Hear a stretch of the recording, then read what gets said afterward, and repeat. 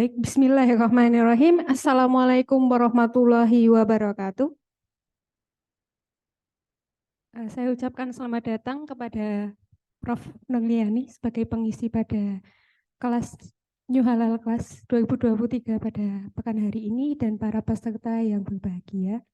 Mari kita panjatkan puji dan syukur kepada Allah Subhanahu wa taala atas nikmat yang diberikan kepada kita semua sehingga pada kesempatan kali ini kita dapat berkumpul dalam rangka tolabul ilmi atau mencari ilmu. Salawat dan salam senantiasa tercurahkan kepada Nabi kita Nabi Muhammad Shallallahu Alaihi Wasallam, kepada keluarga, sahabat, dan para pengikutnya. Perkenalkan, nama saya Fatin Dwi Kurniawati sebagai pemandu acara pada kegiatan New Halal Class tahun 2023. Pada kesempatan kali ini, izinkan saya untuk memperkenalkan pengisi materi pada pekan ini, yaitu adalah Prof. Dr. Insinyur Nogliani MSIPM yang merupakan salah satu dosen di Departemen Teknologi Hasil Ternak, terutama di susu dan telur. Kali ini beliau akan memberikan materi dengan tema titik kritis halal haram produk olahan susu. Baik, sebelum melanjutkan ke sesi materi, kami panitia akan menginformasikan beberapa hal, yaitu untuk bagi peserta yang berada di auditorium dan mengikuti secara offline, jika hendak menuju ke toilet, dapat menuju ke belakang ruang auditorium ini atau di sebelah timur ruang ini. Jadi Bapak Ibu dapat keluar melalui pintu sebelah utara atau selatan, kemudian belok ke arah timur menuju belakang ruangan ini. Kemudian segala informasi kegiatan New Halal Class ini akan disampaikan melalui grup WA yang telah terbentuk, baik di New Halal Class 12 atau 13. Termasuk nanti materi yang akan disampaikan akan di-share di sana. Kemudian bagi peserta daring melalui Zoom meeting, kami perkenankan untuk tetap menggunakan pakaian rapi dan sopan, dan insya Allah nanti link presensi secara daring akan kami bagikan melalui kolom chat setiap 15 menit, sehingga oleh karena itu kami mohon untuk para peserta online bisa mengecek kolom chat secara berkala untuk melakukan presensi. Baik, tanpa berlama-lama lagi, untuk mengawali kegiatan pada pagi hari ini, mari kita luruskan niat bersama untuk mencari ridho Allah dengan membaca basmalah. Bismillahirrahmanirrahim. Baik, memasuki acara inti yaitu pemaparan materi pada siang hari ini. Monggo kepada Prof. Nogliani, kepada beliau kami persilahkan.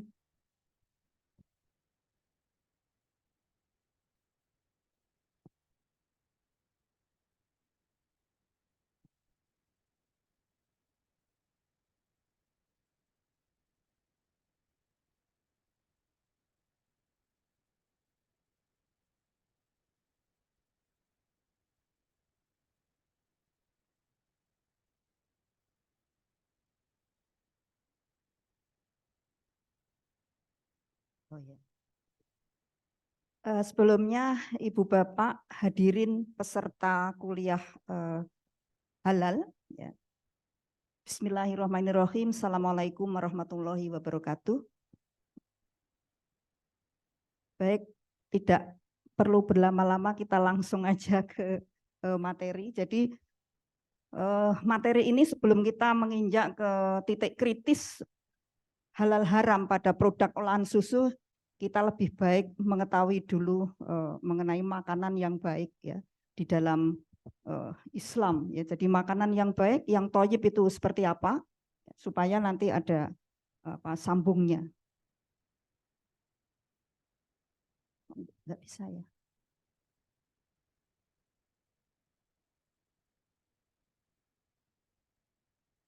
Ya.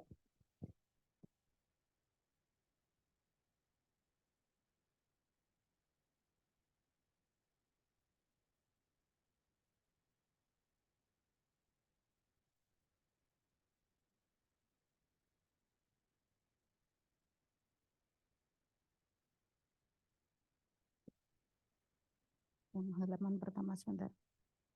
Keliru. Saya mau ke judul yang tadi. Ya. Jadi makanan yang baik ya, yang thayyib. Jadi ini ada ya untuk bagaimana di dalam Islam itu kita memilih makanan ya, memakan dengan etika yang baik ya. Jadi di dalam Islam itu kan mengatur ya untuk kita makan itu makanan yang halal ya, makanan yang halal, kemudian makanan yang baik dan juga dengan etika yang baik. Ya, tidak sekedar itu halal, tidak sekedar itu baik, tapi juga ada etika makan. Nanti akan kita jelaskan. Nanti topik tentang titik kritis pada produk olahan itu yang mana ya, di tahap yang mana.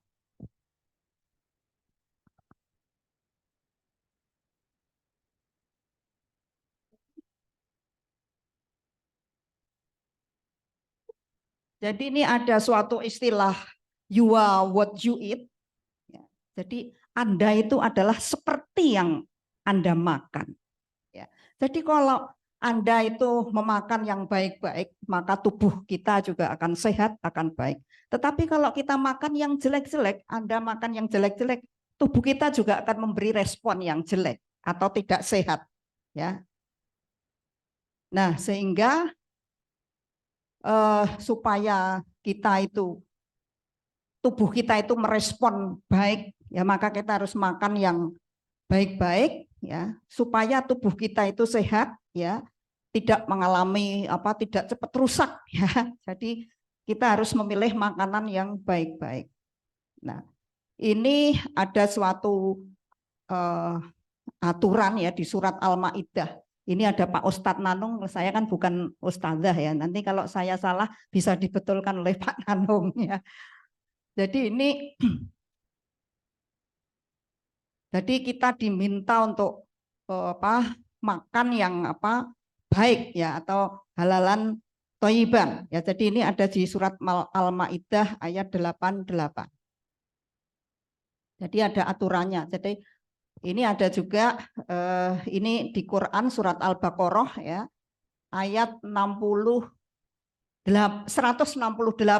Wahai sekalian manusia, makanlah yang halal, lagi baik ya, dari apa yang terdapat di bumi, dan janganlah kamu mengikuti langkah-langkah setan. Karena sesungguhnya setan itu adalah musuh yang nyata bagimu. Jadi di dalam Islam itu ada aturan bahwa makanan itu disuruh memilih makanan yang baik. Ini juga ada, hai Rasul-Rasul, makanlah dari makanan yang baik-baik dan kerjakanlah amal yang soleh. Ya, ini adalah Quran surat Al-Mu'minun ayat 52. Juga ini ada surat Al-Baqarah 172. Hai orang-orang yang beriman, makanlah di antara rezeki yang baik-baik. Jadi yang thayyiban, ya, halalan thayyiban. Nah, mengapa kita itu harus memilih makanan yang baik? Ya. Jadi makanan itu merupakan kebutuhan dasar ya dan hak asasi ya manusia ya, sehingga manusia itu harus diperhatikan, harus dilindungi ya dari kebutuhan makanan yang cukup, nilai gizinya juga harus cukup, dan juga makanan yang kita makan itu harus aman ya. Nah, ini menurut WHO. Jadi mengapa kita harus memilih makanan yang baik ya? Yang kedua adalah makanan ya. Jadi human can perform is activity.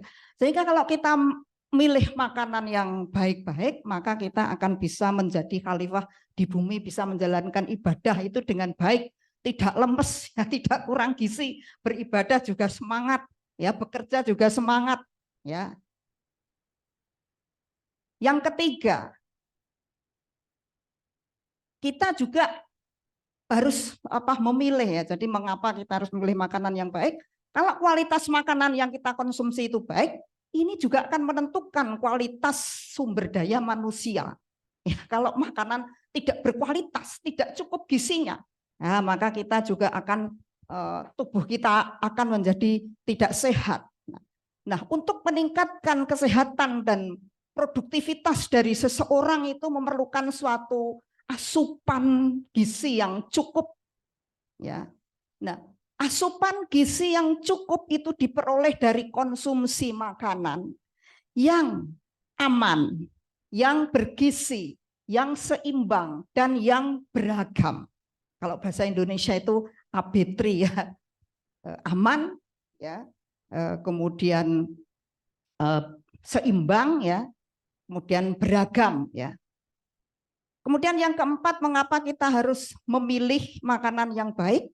Karena sel-sel tubuh kita, ya, itu mempunyai jangka hidup yang terbatas, ya. Ada umurnya sendiri-sendiri. Setiap sel itu tergantung selnya, umurnya itu berapa. Sehingga sel-sel itu akan mengalami kematian, ya, rusak. Nah, sel-sel yang mati itu harus diganti. Gantinya pakai apa? Ya pakai makanan. Makanya yang ganti itu harus makanan yang baik-baik. Ya, halalan thoyiban, supaya tadi tubuh kita itu jadi baik, karena yang mengganti itu makanan yang baik. Nah, ini adalah jangka hidup sel-sel, ya, itu mempunyai umur jangka hidup yang berbeda-beda. Jadi terdapat 50 sampai 75 triliun sel di dalam tubuh kita. Nah, setiap sel tadi mempunyai jangka hidup yang berbeda-beda. Nah, sehingga makanan itu diperlukan untuk mengganti sel-sel yang sudah mati tadi, karena mempunyai jangka hidup yang terbatas, ya, yang akan mati, nanti akan diganti dengan sel-sel yang baru, gantinya dari makanan. Nah, ini langsung saja ke tabelnya, ya. Nah, ini contohnya adalah sel-sel hati, ya, itu umurnya jangka hidupnya 20 tahun. Sel-sel pada paru-paru 2 sampai 3 minggu. Kemudian sel pada lidah itu 10 hari, ya. Kemudian nah, ini yang jelas. Nah, ini ada sel-sel yang melapisi lambung, itu umur hidupnya atau jangka hidupnya itu hanya 2 hari, ya. Kemudian sel-sel usus besar 3 sampai 4 hari, ya. Kemudian, ya, ini ada sel-sel darah merah itu 4 bulan umurnya, sel-sel pankreas 1 tahun, kemudian sel-sel tulang jangka hidupnya lama 25 sampai 30 tahun. Sel-sel usus itu hanya 3 sampai 4 hari. Kenapa sel-sel usus itu umurnya pendek? Karena sel-sel usus kita itu selalu terpapar dengan benda-benda atau makanan, mungkin makanannya mengandung racun atau ada racun-racun yang melalui usus sehingga cepat rusak, sehingga dia harus cepat diganti. Umurnya hanya pendek, tapi tulang ini bisa lama umurnya. Nah, yang tidak bisa diganti itu apa? Adalah sel-sel otak. Ya, kalau sudah tua itu nggak bisa dibuat muda lagi. Ya, nanti kalau sudah tua itu menyusut sehingga lama-lama jadi ada yang pikun. Nah, supaya tidak mengalami kepikunan dini, ya mari kita jaga dengan asupan makanan yang baik-baik supaya tidak cepat pelupa, tidak cepat pikun. Ya, jadi sel otak itu tidak bisa diganti. Ya, kalau sudah tua gitu ya nanti lama-lama menyusut. Jadi perkembangan otak tercepat itu terjadi di bawah 2 tahun umur. Jadi mulai dari kandungan sampai 2 tahun pertama dari kelahiran itu tumbuh cepat otaknya. Jadi kecerdasan di situ tumbuh dengan cepat. Sehingga mengapa bayi itu diberi ASI harus sampai 2 tahun. Ya, karena untuk kecerdasan otak, perkembangan sel-sel otak itu terjadi di bawah 2 tahun. Sampai hamil, ya, dari kehamilan sampai 2 tahun pertama. Dan itu penting juga untuk mencegah stunting itu dimulai dari sejak ibu hamil, bukan salah anak-anak lahir baru dikasih gizi, dari ibunya. Ya, itu untuk kecerdasan otak juga itu mulai dari ibu yang hamil. Jadi harus makanan yang bergizi, bukan sekedar wareg, ya bahasa Jawanya, bukan sekedar kenyang, tapi harus berkualitas, bukan kuantitas, ya, tapi harus secara kualitas, ya. Ya, kuantitas itu juga ada aturannya, ya, untuk orang-orang itu tergantung kondisinya. Orang yang sakit itu pasti ada aturannya, orang diabetes makanannya seperti ini, anak-anak kecil itu ada aturannya, kebutuhannya berapa asupannya. Nah, kemudian fungsi zat gizi ya di dalam makanan itu ada yang penting sangat dibutuhkan sehingga harus ada di dalam makanan seperti asam amino ya dan sebagainya. Itu harus ada di dalam makanan. Nah, makanan yang dari hewani itu sangat berkualitas karena banyak mengandung asam amino esensial yang lengkap.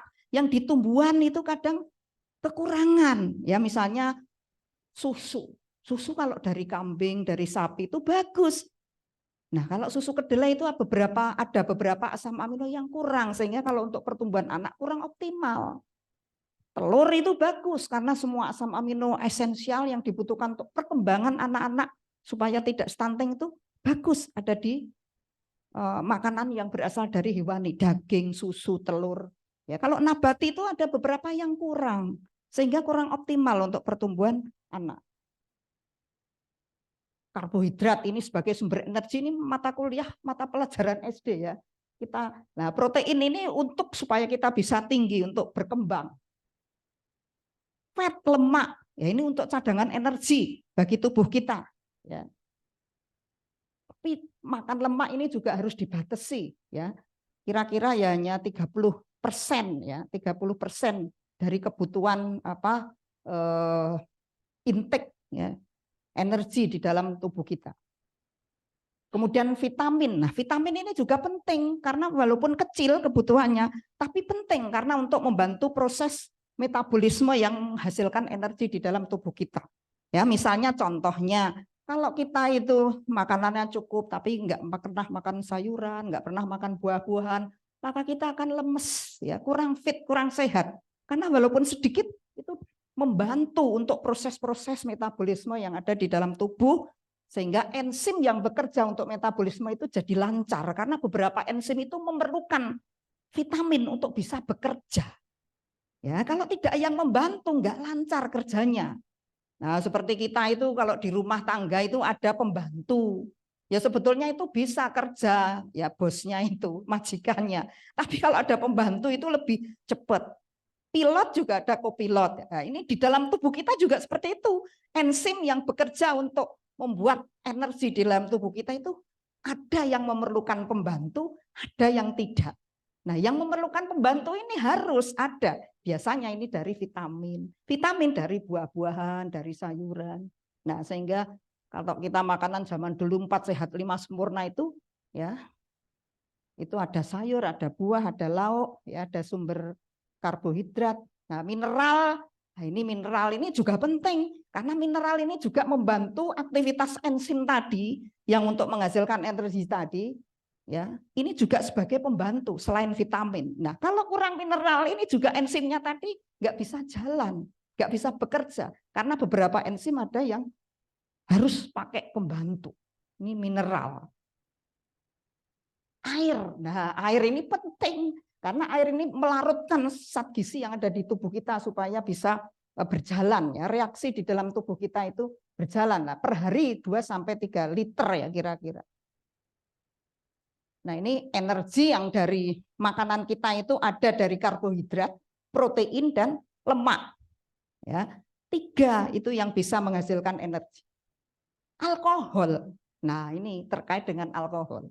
Nanti juga akan ada mengenai alkohol ya pada susu, produk susu itu ada yang mengandung alkohol juga. Nah, alkohol ini adalah bisa menghasilkan energi juga. Di samping tadi ada lemak, ada protein, ada karbohidrat. Alkohol ini juga bisa menghasilkan energi. Bahkan hasilnya energi itu lebih tinggi dibanding karbohidrat, sekitar 7 ya kilokalori ya dari alkohol ini. Sehingga orang yang mau tawuran ya, itu sering minum alkohol biar rasanya itu kuat. Ya, karena ini energinya tinggi, bisa menghasilkan energi. Tapi kalau kita minum alkohol untuk produksi energi, wah bisa merusak tubuh. Ya, bahkan orang yang suka minum alkohol itu kadang-kadang bisa muntah darah. Nah, kenapa? Alkohol itu akan mengalir ke seluruh tubuh lewat aliran darah. Alkohol itu sifatnya menarik air, ya sehingga nanti organ-organnya itu akan mengkerut, bisa keluar darahnya. Paru-paru itu kan harus basah, ya toh, berair. Otak itu kan juga basah luarnya. Jantung, liver, Tapi kalau makan minum alkohol terus-terusan mengkerut itu organ-organ jeroannya. Kadang-kadang fatal, muntah darah, terus basalam. Ya toh.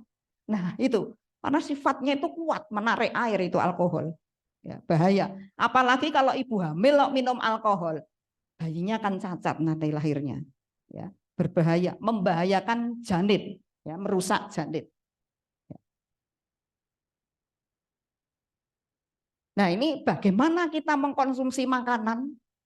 Ya, sebaiknya kita mengkonsumsi makanan itu yang safe, yang aman, yang sehat, yang utuh, yang halal. Ya, tadi ada yang halal itu ya kalau hewan ya disembelih secara Islam, ya, yang tidak mengandung unsur-unsur yang diharamkan.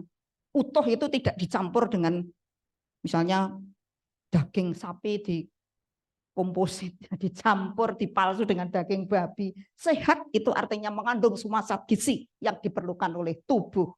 Aman artinya tidak tercemar baik oleh cemaran fisik, misalnya pecahan kaca, pecahan gelas, rambut, ya. Bebas dari cemaran kuman, bebas dari cemaran kimia, misalnya kena ada racunnya, ada pestisidanya. Nah, jadi aman itu artinya seperti itu, bebas dari cemaran fisik, kimia maupun kuman. Nah, ini dari aman itu.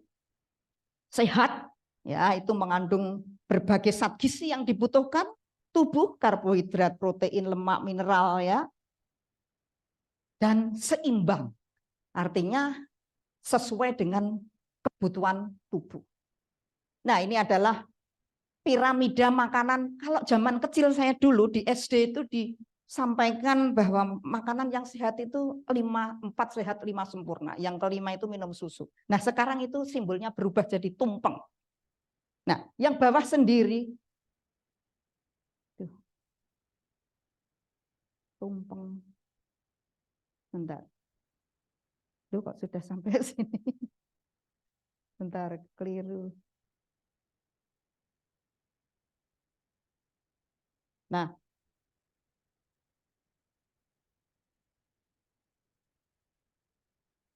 ini sebentar. Jadi di bawah sendiri, di bawah tumpeng itu ada gambar orang bersepeda, ada orang yang nimbang berat badan, ada yang lari-lari, ada yang cuci tangan. Nah, ini melambangkan bahwa walaupun kita itu sudah makan sesuai dengan kebutuhan, paling banyak itu di bawah ini ada air, kemudian nasi, jagung, ketela dan sebagainya, sayur mayur, buah-buahan, lauk pauk, ikan, daging, ya, susu termasuk di sini. Kemudian yang paling atas itu yang harus dikonsumsi dalam jumlah sedikit, tidak boleh banyak makan garam, gula, pengawet, ya, minyak, lemak itu dikurangi. Yang puncit ini, puncak tumpeng ini nggak boleh banyak-banyak gambarnya. Ya. Nah, kalau sudah makan sesuai dengan aturan, yang bawah ini kita harus banyak beraktivitas olahraga, ya. Misalnya sepeda, lari-lari, dan harus memantau berat badan, nimbang berat badan. Dan harus, ini ada gambar mencuci tangan, harus menjaga kebersihan. Apa artinya? Kalau makanan sudah baik, halalan toyiban, halal, ya. Tapi misalnya tidak memperhatikan kebersihan, tidak beraktivitas. Nah, ini akan tidak sehat. Ya, karena kalau kita makan banyak terus kerjaannya cuma tidur, duduk, tidur. Nah, sekarang apalagi transportasi gampang. Kemana-mana itu ibu-ibu yang tadinya jalan Gojek. Seperti saya. Nah, banyak yang pada gendut. Nah, itu karena kurang aktivitas fisik. Sehingga harus memantau berat badan, banyak aktivitas olahraga, ya, menjaga kebersihan dibanding makanan yang bergizi. Ini simbol di negara Australia, ya, bukan 4 sehat 5 sempurna. Ya, jadi utuh, ya, makanan yang utuh itu tidak dicampur dengan makanan sumber-sumber yang haram dari yang lain, ya, seperti daging oplos dengan daging babi, ya, sapi. Nah, sebentar. Nah, ini sekarang etika makanan. Tadi halal sudah, baik sudah. Makanan kita kalau kita makan itu harus dengan etika, ya. Etikanya yang jelas itu tidak boleh berlebihan, ya, tidak boleh berlebihan. Wah, ini tulisannya kecil, ya. Jadi Nabi itu bersabda, "Hei anakku, ya sebutlah nama Allah, makanlah dengan tangan kanan dan makanlah yang ada di sekitarmu." Ya. Jadi makan dengan tangan kanan. Ya. Karena setan itu makan dengan tangan kiri. Itu etikanya di dalam Islam. Sehingga kalau kita punya anak kecil, ya diajari dengan tangan kanan. Kemudian makanlah, minumlah, berpakaianlah, dan sodakohlah tanpa berlebihan dan sikap sombong. Makan tidak boleh berlebihan, ya secukupnya. Ini hadis ya Al-Bukhari, Al-Baihaqi. Nah, kemudian tidaklah seorang anak Adam mengisi sesuatu yang lebih buruk dari perutnya sendiri. Cukuplah bagi anak Adam beberapa suap yang dapat menegakkan tulang punggungnya. Ya. Jikapun ingin berbuat lebih, maka sepertiga untuk makanan, sepertiga untuk minum, sepertiga untuk nafas atau udara. Jadi lambung kita, perut kita itu dibagi 3. Ya, jangan semua berisi nasi. Ya, lambung kita itu diisi sepertiga makanan, sepertiga minuman, sepertiga untuk udara, untuk nafas. Coba kalau diisi semua makanan, airnya nggak diberi ruang, atau untuk nafas atau udara nggak diberi ruang, wah akan sesek kita pasti. Nah itu ada etikanya di dalam Islam tuh, makanan harus seperti itu, tidak boleh banyak-banyak. Ya, jadi makanlah di antara rezeki yang baik yang telah kami berikan kepadamu dan janganlah melampaui batas padanya yang menyebabkan kemurkaanku menimpamu, dan barang siapa ditimpa oleh kemurkaanku maka sesungguhnya binasalah ia. Ya. Ini adalah Quran surat Toha nomor 81. Nah ini kalau digambarkan lambung kita itu dibagi 3. Untuk food, makanan, untuk minum, untuk bernafas atau untuk udara. Nah, lambung kita harus dibagi 3. Nah ini lambung kan gambarnya seperti ini, dibagi 3.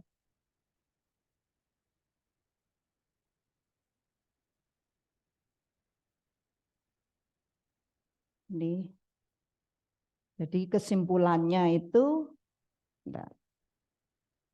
nah kesimpulannya makanan yang toyib, yang baik itu adalah makanan yang aman. Kedua adalah makanan yang sehat. Sehat artinya mengandung semua zat gizi yang dibutuhkan, seimbang dan beragam. Jadi makanan yang baik itu yang beragam. Ya, misalnya kita makan itu ya ada nasi, ada sayur, ada buah, ada lauk, ya. Dan itu beragam. Tiap hari itu ganti-ganti. Ya. Karena tidak ada satupun jenis makanan yang bisa mencukupi semuanya. Misalnya ibu-ibu, bapak-bapak makan nasi. Nasi itu kan hanya sumber karbohidrat, tapi tidak merupakan sumber protein. Sehingga kita bisa kekurangan protein karena tidak ada satu jenis makanan yang bisa mencukupi semua kebutuhan zat gizi tubuh. Sehingga harus beragam, harus bervariasi makanan kita. Mengapa kita makan buah? Untuk mencukupi kebutuhan vitamin. Mengapa minum susu? Untuk mencukupi kebutuhan mineral. Mengapa kita harus makan ikan, makan telur? Untuk mencukupi kebutuhan protein. Karena tidak satu jenis makanan pun itu yang bisa mencukupi semuanya. Sehingga makanan ini sebagai sumber apa, sumber apa, sumber apa. Itu adalah makanan yang baik. Yang ketiga, makanan yang baik itu yang utuh, yang tidak dipalsu dengan yang haram-haram itu tadi. Ya daging apa sapi dioplos dengan daging apa babi misalnya. Kemudian etika makanan yang baik pertama adalah sebelum makan pasti kita berdoa. Ya. Allahumma barik lana, ya bismillahirrahmanirrahim. Anak-anak kecil saya kira udah hafal. Yang kedua, makan dan minum dengan tangan kanan. Yang ketiga, tidak boleh makan berlebihan. Jadi dibagi tagi lambungnya sepertiga makanan, sepertiga minuman, sepertiga udara untuk bernafas.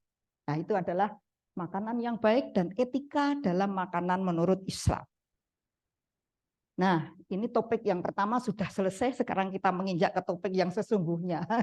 Jadi titik kritis halal haram produk olahan susu. Ya, titik kritis itu kalau orang sakit, wah ini sudah kritis. Artinya apa? bahaya ya, kritis itu bahaya. Tapi kritis juga bisa berarti penting juga bisa. Wah ini penting ini kritis. Nah, kalau ini titik kritis halal haram itu artinya ya titik-titik bahaya halal haram atau titik-titik pada tahap-tahap yang penting pada proses pengolahan susu itu di mana terjadi suatu cemaran atau terjadi susu tadi menjadi produk susu tadi bisa menjadi haram. Itu di mana? Nah, mari kita lihat bersama. Nah, sebelumnya kita tahu dulu bahwa kita bicara mengenai susu tapi tidak tahu nilai gizi susu itu seperti apa. Ya, kita lihat dulu. Nah, ini adalah komponen-komponen gizi di dalam susu itu sangat tergantung pada jenis susunya. Wah, ini nggak kelihatan ya yang putih. Ya. Jadi ini adalah jenis susu ya. Ada ASI, ada sapi, susu kerbau, kambing, domba, kuda, onta, lama, ya. Nah, di sini ada lemak, ada protein, ada gula atau gula susu itu adalah laktosa, ya, kalsium, kemudian ini kandungan energinya. Nah, ASI itu lemaknya tinggi, 4,6, lebih tinggi dibanding lemak susu sapi. Nah, kemudian ASI proteinnya rendah, hanya 1,2%. Tetapi susu sapi proteinnya tinggi, 3,3%. Ya. Gula susu pada ASI 7, tinggi gula susu. Jadi ASI itu agak manis. Nah, kemudian kalsium ini rendah ya, 0,0 ini juga ada tapi rendah. Energi 73 kilokalori. Nah, ini beda ya, susu sapi dengan ASI itu sangat beda, terutama proteinnya. Sehingga mengapa ada susu formula? Supaya susu formula tadi mendekati susu ASI supaya tidak membahayakan kesehatan bayi sehingga diformulasi. Nah, sapi itu kandungan proteinnya tinggi, bayi yang baru lahir itu organ-organ jeroannya, alat-alat yang ada di dalam tubuh itu belum sempurna, masih berkembang, ususnya belum rapat, ginjalnya belum berkembang, apa-apanya itu masih berkembang, masih bayi namanya. Ya, sehingga kalau diberi protein dengan kandungan protein tinggi, wah ini akan membahayakan si bayi, ginjalnya bisa kena ya, nggak kuat dengan protein tinggi. Nah, sehingga itu sudah didesain oleh Allah Subhanahu wa taala pada ASI itu proteinnya rendah supaya bayi tadi tidak mengalami gangguan kesehatan. Sehingga kalau bayi yang baru lahir kok dikasih susu sapi, ya tidak cocok. Karena proteinnya tinggi. Sehingga kalau ada ibu-ibu yang, wah anakku biar pinter, biar sehat, tak belikan susu formula dengan kandungan protein yang tinggi. Nah salah.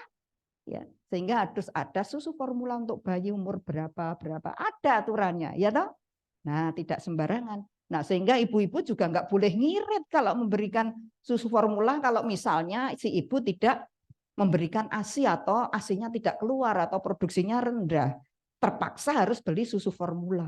Nah, susu formula itu cara memberikannya harus sesuai aturan yang ada di label kemasan. Nah, supaya ngirit aturannya 200 ml air itu misalnya 3 sendok. Ya kok cuma 1 sendok? Nah, nanti adik bayinya cuma minum air, gizinya kecil. Ya toh? Jadi harus sesuai aturan. Nah, memang ASI itu tidak tergantikan, tidak bisa diganti dengan susu apapun karena itu sudah sempurna sesuai dengan kebutuhan si bayi. Ya, sangat berbeda kandungan dengan susu sapi, susu kambing. Ya. ASI itu mengandung DHA, docosahexaenoic acid yang penting untuk kecerdasan otak yang harus diberikan seorang ibu sampai anaknya disapih 2 tahun. Kenapa? Ya, karena kecerdasan otak, perkembangan otak itu berlangsung sangat cepat. Sekitar 95% perkembangan otak berlangsung mulai dari hamil sampai 2 tahun pertama dari kelahiran. Nah, mengapa disapih? Itu di dalam Al-Qur'an loh. Ya toh? Surat apa ya? Itu disapih sampai umur 2 tahun. Kan gitu toh di Al-Qur'an? Iya. Nah, tapi kalau si ibu memang tidak bisa memberikan ASI karena tidak keluar ya harus pakai susu formula supaya tetap bisa bertumbuh dan berkembang. Ya. Nah, kemudian di dalam ASI itu juga mengandung prebiotik. Nah, prebiotik ini penting Karena prebiotik ini juga bisa membantu pertumbuhan bakteri baik di dalam usus besar bayi, sehingga bisa menyehatkan si bayi. Di susu sapi hampir tidak ada seperti itu. DHA itu juga sedikit banget di susu sapi, hampir tidak ada, 0,000 berapa. Nah, kemudian juga ada sistem kekebalan antibodi yang ada di dalam ASI yang disebut dengan imunoglobulin A. Itu tinggi pada ASI. Pada sapi itu tidak berupa IgA tapi IgG. Nah, IgA ini penting untuk kesehatan saluran cerna pada bayi. Sehingga bayi yang diberi ASI jarang diare karena ada IgA-nya tadi. Tapi kalau si sapi diberi, si bayi diberi susu sapi, biasanya sering diare karena yang banyak di susu sapi itu bukan IgA tapi IgG. Perannya beda. Kalau IgG itu sistemik, kalau IgA itu untuk kesehatan saluran cerna sehingga jarang diare, apalagi ditambah ibunya kemproh. Ya, misalnya menyiapkan susu formula tidak higienis, ya. Tidak disterilkan botolnya, apa-apanya basah, botolnya basah kena air mentah, langsung aja taruh susu formula. Ya diare. Ya, apalagi ditunjang ibunya yang tidak higienis menyiapkan itu. Tapi kalau ASI kan nggak perlu dimasak, ya toh, sudah steril keluar dari ibunya. Nah, kemudian ada lagi ini susu kuda. Susu kuda itu lemaknya rendah, 1,6. Ya, kenapa susu kuda kok lemaknya rendah? Siapa yang pernah dahar daging kuda? Sate kuda? Pernah? Rasanya apa, Mas? Hah? Lupa. Ya, bau kuda. Pernah merasakan sate kuda? Oh, bau kuda, tapi agak manis ya. Seratnya itu bersih dari lemak ya. Bersih ya. Ya, sampai susunya pun rendah lemak. Susunya itu cuma 1,2% atau 2,2%. Ini yang paling mendekati ASI, proteinnya rendah. Jadi sebenarnya cocok bayi itu kasih susu kuda. Cuma lemaknya kurang. Lah mengapa sih ASI itu lemaknya tinggi tapi proteinnya rendah? Nah, ini untuk kompensasi ya, karena lemaknya itu diperlukan untuk energi bagi si bayi tadi, bukan dari protein. Ya, laktosa ini juga sumber energi. Laktosanya tinggi untuk energi bayi. Ya, terutama untuk energi otak. Ya, laktosa itu kalau dipecah di dalam usus itu akan berubah menjadi glukosa dan galaktosa. Glukosa ini nanti akan dikirim ke otak menjadi energi. Ya, supaya bayinya itu cukup energi, tidak lemes. Nah, bagi orang-orang yang kena penyakit gula atau diabetes itu biasanya suka lemes karena tidak bisa mengubah, ya, jadi tidak bisa mentransport. Jadi gula itu tetap ada di dalam darah, tidak bisa masuk sel, sehingga kadang-kadang pingsan karena tidak bisa menghasilkan energi. Ya, energi itu kan dihasilkan di dalam sel melalui proses metabolisme. Jadi kalau orang diabetes itu gulanya tetap ada di darah, tidak bisa masuk sel. Ya, bisa masuk sel. Nah, jadi kuda itu kenapa ini lemaknya di daging juga rendah, di susu pun rendah. Nah, karena apa? Kira-kira apa? Ya kan banyak olahraga tak kuda itu, gerak terus sampai langsing, itu kan tubuhnya bagus tak kuda itu. Nah, kalau ibu-ibu pengen langsing, pengen seperti Peragawati itu ya tirulah gaya hidup kuda. Banyak aktivitas, banyak gerak sehingga langsing, sampai susunya pun kadar lemaknya rendah. Tapi memang sulit ya, karena sekarang itu apa-apa Gojek, apa-apa Gokar, ya toh? Nah, banyak ibu-ibu yang gendut seperti saya karena kokean Gojek. Nah, itu ya. Nah, macam olahan susu, aduh ini kok putih malahan ya. Kalau di laptop itu jelas, ternyata di sini enggak jelas ya. Apa ini dimatikan ya, Mbak, yang apa lampu di sini? Di mana, bisa enggak? Biar enggak terlalu silau. Yang depan ini loh, itu kan belereng banget. Di mana lampunya?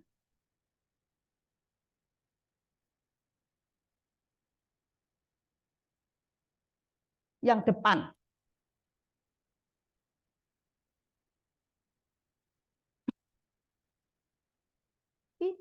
Nah, ledok lumayan.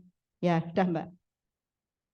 Jadi hasil olahan susu ya, itu bisa merupakan hasil olahan pabrik atau industri.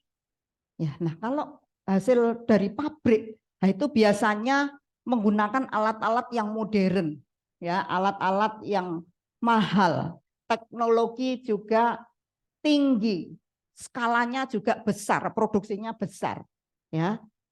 Contoh susu bubuk, ya, kemudian susu UHT, susu fermentasi, ya, ada Yakult, ada es krim, ada keju misalnya, itu bisa dibuat oleh pabrik olahan susu. Sari Husada itu banyak produk-produk susu bayi, susu formula. Ya, Yummy Food banyak memproduksi keju, mempunyai hasil produk yogurt. Ya. Nah, kemudian produk susu yang dihasilkan oleh UKM atau industri kecil atau industri rumah tangga ini biasanya menggunakan alat sederhana yang relatif murah, teknologi mudah, skala kecil, misalnya susu pasteurisasi yang banyak dijual di Plaza Agro itu ya, itu diproduksi oleh peternak, oleh mahasiswa, oleh ibu-ibu rumah tangga, ya, nitip di Plaza Agro. Nah, biasanya umur simpannya tuh rendah itu yang dijual di situ. Karena kondisi di rumah tangga atau di UKM itu tidak sebagus industri. Nah, di rumah tangga itu ibu-ibu kan mengolah susu hanya pakai panci. Memerah juga dari peternak, mungkin pemerahnya juga enggak begitu bagus, ya, banyak kotoran ternak di situ sehingga susunya banyak mengandung kuman, ya toh. Tapi kalau di pabrik seperti Greenfeed, pernah mireng Greenfeed yang ada di puncak gunung apa itu yang untuk pesugihan itu? Hah? Kawi ya, di sana itu dingin ya. Nah, itu ada pabrik susu Greenfield. Nah, itu sapinya kalau tidur aja alasnya pasir bersih yang butiran pasirnya itu ukurannya seragam. Tidak pernah berlepotan dengan telek ya, feses ya. Jadi mau diperah itu dia nggak dimandikan dulu, sudah bersih, hanya dilap pakai tisu ya supaya tidak masuk ke apa susunya, kotorannya itu dilap, dihubungkan dengan mesin pemerah, hubungan dengan selang yang panjang langsung ke industri pengolah. Keluar sudah jadi susu HT di kemasan karton atau apa. Sehingga tidak pernah tersentuh tangan itu susunya. Coba kalau merah di peternak. Lah, tangannya mungkin nggak licik, yang menampung susunya pakai ember hitam, yang mentem plastik hitam pakai untuk daur ulang itu, bekas sampah plastik itu ya. Nah, mestinya kalau memerah susu kan enggak boleh pakai ember plastik hitam kayak gitu ya, misalnya khusus ya untuk menampung susu, untuk milk can atau apa itu ya. Kemudian nah ini adalah contoh-contoh produk yang bisa dihasilkan di rumah tangga, ada jenang susu, dodol susu ya, pangsit susu, es krim, es puter, kerupuk susu, permen susu, itu bisa dibuat ibu-ibu rumah tangga. Nah, ini produk susu itu di dunia banyak sekali, ini nggak bisa disebutkan. Wah, banyak sekali ya, mulai dari mana ini? Dari susu segar ya, raw milk, nah ini bisa dipanaskan jadi susu pasteurisasi. Dihilangkan airnya, diuapkan jadi susu evaporasi atau susu kental. Susu kental dikeringkan jadi susu bubuk. Ya, susu yang dihilangkan lemaknya, proteinnya jadi keju. Lemaknya bisa dibuat mentega, dibuat es krim dan sebagainya. Banyak sekali. Sisa pembuatan keju namanya V, bisa difermentasi menjadi minuman fermentasi dan sebagainya. Banyak sekali. Nah, ini susu ini bagi anak-anak ya merupakan minuman yang favorit selain mengandung zat-zat yang sangat berguna bagi pertumbuhan. Ya. Jadi semua zat gizi yang dibutuhkan oleh tubuh itu ada di dalam susu. Makanya bayi yang baru lahir itu kalau dikasih susu dia bisa hidup. Tapi kalau bayi baru lahir dikasih cairan air, ya nggak bisa hidup dia. Dan air kan nggak ada apa-apanya sama cairan, sama-sama cairan, susu itu beda dengan air. Ya, air susu sama air biasa. Ya, air susu mengandung berbagai macam zat gizi. Air nggak ada apa-apanya. Ya, sehingga bayi yang baru lahir diberi susu dia bisa hidup. Ya, karena mengandung berbagai zat gizi untuk pertumbuhan perkembangan. Susu yang telah ditambahkan dengan berbagai perisa, berbagai rasa ya, warna dan aroma juga mengundang selera tersendiri bagi anak-anak. Wah, anak-anak sekarang kan suka rasa stroberi, rasa coklat. ya rasa blueberry kan macam-macam kan seneng itu, ya macam-macam produknya. Tidak heran jika di pasaran tuh beredar aneka merek susu dengan berbagai macam rasa dan kemasan. Ya.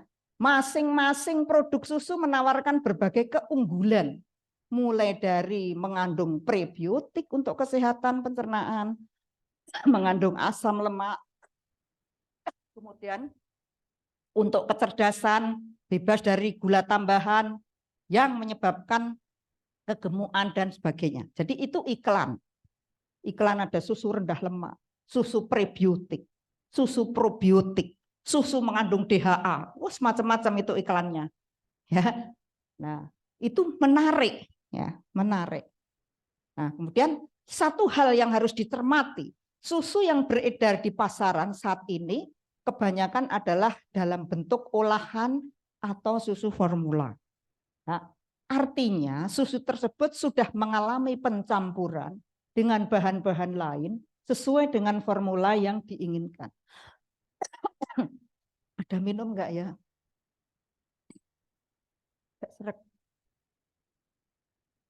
Sesuai dengan formula yang diinginkan, lengkap dengan rasa dan aroma yang berbeda-beda.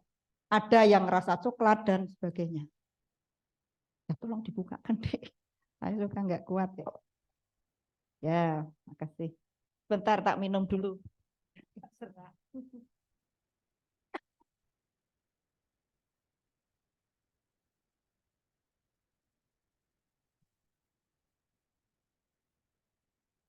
Ya.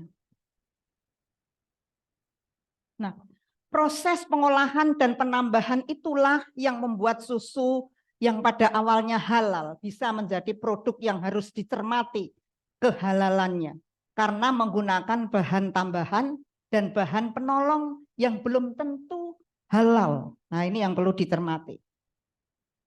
Nah, misalnya pada susu cair. Susu yang mau diminum paling tidak itu susu mentah harus dipanaskan. Ya, paling tidak 70 derajat. Sekitar 15 detik itu sudah aman. Kenapa? Karena susu yang mengandung kuman penyebab penyakit itu mati. Kumannya mati pada suhu 70 derajat 15 detik. Nah, kalau nggak punya termometer, ya ibu bisa mengira-ira kalau dipanaskan sudah keluar keluhnya atau asapnya itu sudah mencapai 70 derajat. Jadi nggak sampai mendidih supaya gizinya masih bagus. Ya. Jadi pasteurisasi atau pemanasan susu itu tujuannya untuk membunuh kuman-kuman yang menyebabkan penyakit, tapi kerusakan gizinya sangat minim. Ya, bisa secara LTLT atau HTST. LTLT itu adalah low temperature long time. Suhunya rendah, waktunya lama. Atau HTST, high temperature short time. Kalau suhunya tinggi, waktunya pendek.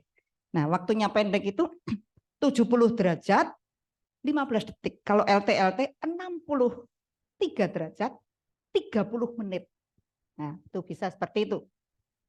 Namun sebelumnya juga ditambahkan berbagai bahan untuk memperkaya kandungan gizi pada susu, misalnya susu bubuk tanpa lemak, untuk memperkaya protein, beberapa vitamin dan mineral. Ya, kadang-kadang ditambah itu. Ya, susu bubuk kan suka di labelnya itu ditulis tambahan vitamin D, tambahan DHA, tambahan macam-macam itu. Ya, mineral, vitamin.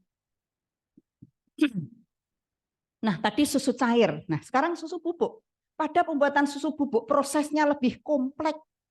Nah, dari susu segar, komponen-komponennya itu bisa dipisah-pisahkan terlebih dahulu sesuai dengan formula yang diinginkan. Ada susu bubuk rendah lemak, artinya lemaknya dihilangkan dulu susu mentahnya tadi. Ya. Kemudian lemaknya dihilangkan. Ya, misalnya ada susu yang khusus dengan kandungan lemak rendah. Susu rendah laktosa atau lactose free. Ada atau yang susu lactose free. Tidak mengandung gula susu. Kenapa ada susu yang seperti itu? Karena ada masyarakat atau ada orang-orang yang tidak tahan laktosa. Sehingga kalau minum susu dia mesti diare. Nah, itu adalah dia harus minum susu yang tanpa laktosa tadi. Jadi gulanya harus dihilangkan, gula dalam susu tadi. Atau ibu-ibu tadi atau orang-orang yang menderita laktos intoleran atau ketidaktahanan terhadap gula susu tadi, diminta untuk minum susu fermentasi karena gulanya sudah turun. Nah, sehingga tidak diare. Ya. Kemudian keju. Nah, keju ini banyak titik kritis. Ya. Salah satu bahan turunan susu yang umum digunakan sebagai ingredient produk susu olahan adalah whey. Whey ini adalah hasil samping pembuatan keju. Ya, nanti kita lihat. Whey merupakan hasil samping pada pembuatan keju. Ya, jadi keju itu merupakan padatan susu, bagian yang menggumpal pada susu yang didapat dari menggumpalkan susu menggunakan enzim atau rennet atau menggunakan asam. Ya, sedangkan bagian cair yang tidak menggumpal itu disebut dengan whey, cairan whey. Nah, whey ini masih cukup banyak mengandung zat gizi seperti laktosa dan protein terlarut sehingga sering digunakan pada pembuatan susu formula. Di susu formula itu kadang-kadang ditambah whey supaya proteinnya tambah. Nah, protein yang ada di dalam whey dalam cairan sisa tadi itu sebenarnya banyak mengandung protein yang bermanfaat bagi kesehatan. Tapi biasanya kalau di Indonesia whey itu cuma dibuang ya di sungai atau di mana. Nah, kalau di luar negeri itu sisa pembuatan keju yang berupa cairan tadi yang tidak menggumpal tadi itu dijadikan produk yang bernilai ekonomi tinggi ya sehingga bisa diekspor ya. Kalau Indonesia itu beli dari impor whey itu untuk menambah makanan pada suplemen olahragawan, makanan suplemen untuk olahragawan ya, untuk susu formula dan sebagainya untuk meningkatkan kandungan protein. Nah, dalam susu olahan ada beberapa hal yang mesti dicermati ya, titik kritis keharamannya. Salah satunya adalah bahan yang diperoleh dari proses pembuatan keju ya, di mana melibatkan penggunaan enzim atau rennet. Ya. Enzim ini didapat dari lambung anak sapi atau anak kambing cempe. Ya. Jika rennet yang digunakan berasal dari sapi yang tidak disembelih secara syariat Islam, maka produk susu yang dihasilkan dapat tercampur bahan yang haram, sehingga statusnya juga menjadi haram. Nah, ini gambarnya ya. Ini kalau kita mengumpalkan susu, misalnya susu digumpalkan dengan jeruk nipis ya. Susu kasih jeruk nipis itu gumpal, nanti bisa jadi keju itu gumpalannya. Ya. Nah, ini gumpalannya itu disebut dengan kasein, yang tidak gumpal disebut dengan whey, cairan tadi yang hijau kekuningan. Nah, ini masih banyak mengandung protein ini cairannya ini. Ya. Nah, keju itu dibuat dari yang gumpalan ini. Nah, gumpalan ini bisa diperoleh dengan memberikan susu segar tadi dengan cairan jeruk nipis atau asam asetat, ya, atau dengan getah pepaya atau cairan nanas, ya, nanas mentah yang di blender itu. Itu bisa untuk buat gumpalan susu atau keju. Jadi bahwasanya ada suatu kaum yang berkata kepada Nabi Muhammad, ya, ini terkait dengan tadi ya. Sesungguhnya ada satu kelompok manusia yang datang pada kami dengan membawa daging. Kami tidak tahu apakah disembelih atas nama Allah ataukah tidak. Maka beliau menjawab, sebutlah nama Allah oleh kamu atasnya dan makanlah. Ya. Jadi Aisyah menjawab, mereka pada saat itu masih baru meninggalkan kekufuran. Jadi di zaman dulu itu memang banyak yang masih belum masuk Islam ya, sehingga mereka itu bingung.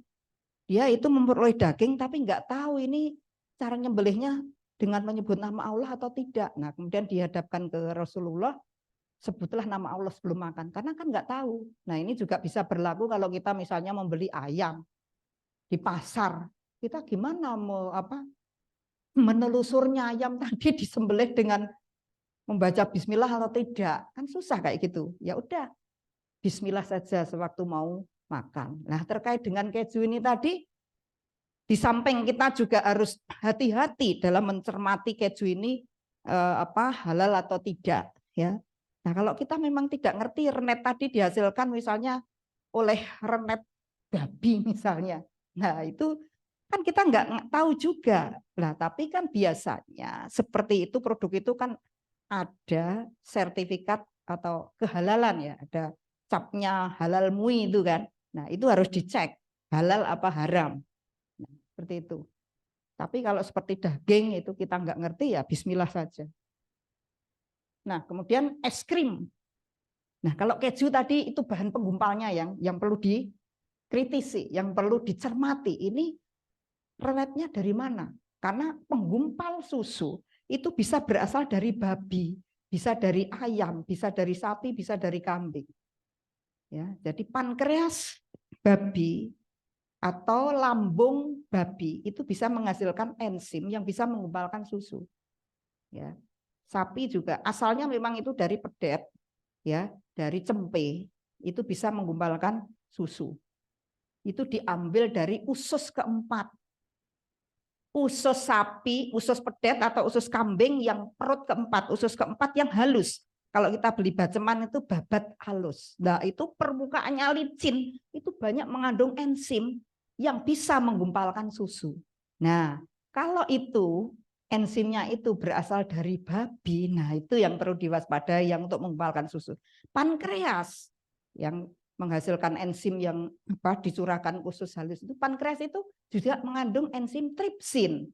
Dia bisa menggumpalkan susu. Nah, kalau itu pankreas babi, nah itu jadi haram kejunya. Ya, itu yang perlu dikritisi. Nah, ini sekarang es krim. Apakah es krim itu bisa menjadi haram? Bisa kalau mengandung bahan-bahan yang haram. Misalnya, di dalam es krim itu supaya kalau kita membuat es krim supaya tidak cepat leleh, itu diberi penstabil, ya, atau pengental. Nah, pengental ini bisa dari hewani, bisa dari nabati. Kalau dari hewani itu biasanya gelatin. Nah, gelatin ini bisa dari tulang babi, kulit babi, atau tulang sapi. Ya, sehingga kalau kita membeli gelatin dari luar, perhatikan ini gelatin apa. Tapi kalau pengental atau penstabil ini dari nabati, misalnya dari agar-agar, dari tapioka, dari gam, tidak masalah. Tapi kalau gelatin ini dari babi, nah es krimnya jadi haram. Nah, makanya kalau dalam praktikum mahasiswa di Fakultas Peternakan, itu biasanya menggunakan agar-agar saja. Supaya tidak susah mencari gelatin, nanti keliru gelatin babi. Ya. Nah, sekarang susu fermentasi. Nah, ini apakah ada ketidakhalalan dalam proses pembuatan susu fermentasi atau bahkan produknya sendiri menjadi haram? Yogurt, ya, susu fermentasi itu seperti yogurt, kefir, kemudian kumis, ya, susu acidophilus. Jadi kalau yogurt ibu-ibu, bapak-bapak pernah makan tahu? Rasanya apa? Kecut. Kalau kefir pernah makan? Minum? Rasanya lebih kecut, tapi sereng, gitu kan, lebih fresh. Karena kefir ini seperti tape susu. Nah, kalau tape ketan, ya dia fermentasi tapi dari nasi ketan. Tapi kalau kefir ini yang difermentasi itu susu. Ya, kefir itu tape susu. Ya, kumis itu juga fermentasi. Dia juga fresh ya, mengandung alkohol. Kefir tadi juga mengandung alkohol. Kumis ini juga mengandung alkohol, tapi bahannya susu kuda. Banyak ini kumis itu di Rusia, di Turki, ya, di Mongolia, ya banyak. Susu acidophilus itu juga susu asam, ya, enggak begitu asam, tidak seperti yogurt ya. Nah, supaya tidak mengalami pemisahan cairan waktu yogurtnya jadi tadi, supaya yogurtnya itu kompak, tidak memisah antara cairan dan gumpalan, maka sering diberi pengental juga atau penstabil. Nah, ini sama juga. Kalau penstabilnya itu diberi gelatin babi, ya jadi tidak halal. Jadi yogurtnya haram. Nah, kemudian penstabil bisa hewani, juga bisa nabati. Nah, itu titik kritisnya di susu fermentasi. Nah, sekarang kalau kefirnya itu sudah berlanjut fermentasinya, kan ini kasusnya seperti tape kefir ini. Terus kehalalannya gimana? Nah, kita lihat. Oh, ini malah ada keterangan macam-macam kalau kita membuat yogurt ya. Bibitnya itu tinggal beli ya.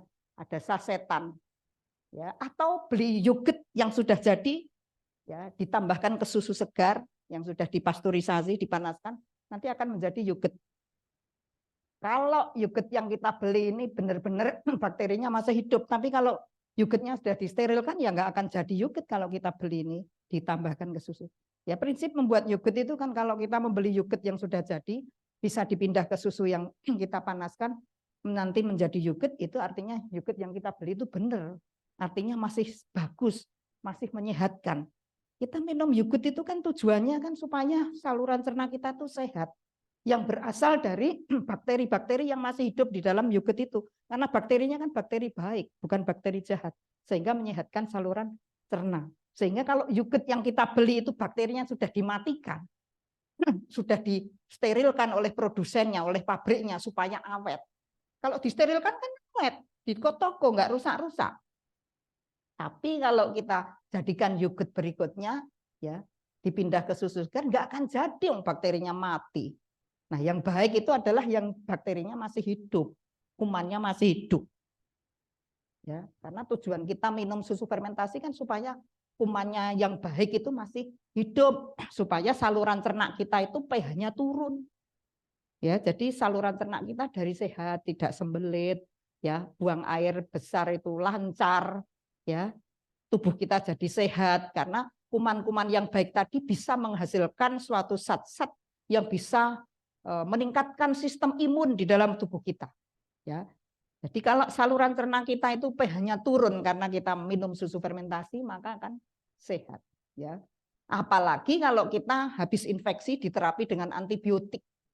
Nah, kita sebaiknya habis terapi antibiotik dikembalikan lagi flora ususnya itu. Kuman-kuman usus yang baik itu supaya tumbuh lagi. Kita makan atau minum susu fermentasi supaya sehat lagi. Karena kalau diterapi antibiotik, kuman mati semua itu. Nah, kalau mati semua itu kita sebah rasanya. Perut kita, usus kita tuh sebah. Bahasa Jawanya itu sebah. Nah, supaya tidak sebah, minum Yakult atau minum itu benar-benar itu ada manfaatnya ya. Wong diare itu kalau minum Yakult itu juga kadang-kadang sembuh. Cuma tidak seketika itu, pelan-pelan. Ya, jadi kalau dokter anak sekarang itu sering memberikan resep pada anak-anak kecil yang diare dengan probiotik atau kuman yang baik, dosis tinggi yang berbentuk kapsul itu. Nah, itu dia bagus karena tanpa efek samping, bukan antibiotik. Jadi dokternya hati-hati. Tapi memang ibunya harus sabar. Jadi probiotik atau dosis tinggi tadi yang diberikan kapsul untuk anak kecil yang diare tadi, dia harus nempel dulu di usus halus. Setelah nempel, kuman tadi, kuman yang baik dari kapsul tadi berkembang biak kalau udah nempel. Kalau udah berkembang biak, dia akan menghasilkan suatu zat-zat yang bisa memberhentikan diare tadi. Jadi dia harus hidup dulu, harus memperbanyak dulu, baru menghasilkan suatu zat yang bisa menghambat terjadinya diare tadi. Tapi tidak seperti obat langsung jos, ya langsung apa itu diapet apa itu, ya itu langsung jos nah itu, ya tapi kan kadang ada efek samping. Tapi kalau probiotik itu pelan-pelan, jadi diarenya nanti lama-lama mampet gitu loh, tidak jos ya, tapi aman ya untuk anak-anak kecil. Nah, ini set yogurt yang bisa dibeli untuk membuat yogurt. Ada plain yogurt, itu artinya yogurt tawar ya. Stir yogurt, ini yang diaduk itu tidak begitu padat. Greek yogurt, ini yogurt yang disaring sehingga padat, ya cairannya tidak dipakai. Yogurt drink, ini yogurt cair yang diminum. Nah, kefir. Nah, ini adalah tape susu tadi. Ini haram atau tidak, karena ini statusnya seperti tape ketan. Ya. Ini kefir ini mengandung alkohol, ya, kira-kira masih di bawah 1%, 0,6% ya, masih di bawah 1%. Tape ketan mengandung alkohol berapa? Tergantung lama fermentasinya tape. Kalau tape difermentasi 3 hari, 4 hari, 6 hari misalnya, beda. Kalau 6 hari mungkin alkoholnya sudah agak tinggi. Nah, terus gimana kalau alkoholnya tinggi? Nah, ini contoh produk kefir ya. Nah, ini bibit kefir. Kalau bibit yogurt tadi dari yogurt yang sudah jadi dipindah ke susu itu bisa jadi yogurt. Kalau kefir itu bibitnya bukan berupa susu tapi seperti kembang kol ini. Ini seperti gel ya. Ini ditutuk-tutuk gini nggak hancur ini. Seperti karet ya. Apa lihat sekali, elastis ya. Ini bibit kefir. Jadi kalau kita mau membuat kefir, ambil 1 sendok ke 1 gelas gitu, nanti lama-lama semalam itu akan gumpal susunya. Terus itu bibitnya bisa dipakai lagi untuk dipindah ke susu berikutnya. Bisa disaring tapi dicuci dulu dengan air dingin yang sudah masak. Lama-lama kalau dikembangkan terus, kembang kolnya bisa banyak banget. Ya. Bisa dibagi-bagi. Nah, wikfir, nah ini seperti cairan tape. Ya, seperti cairan tape, namanya juga tape susu. Nah, ini haram atau tidak? Nah, mari kita lihat. Oh, ini kumis dulu ya, kumis sekalian ya. Kumis itu juga disebut dengan cigu, cige, arak, cirak, ya, airak. Ya, ini di Mongolia, ya, kemudian juga ada di Rusia, kemudian di Eropa Timur ya, Eropa Timur.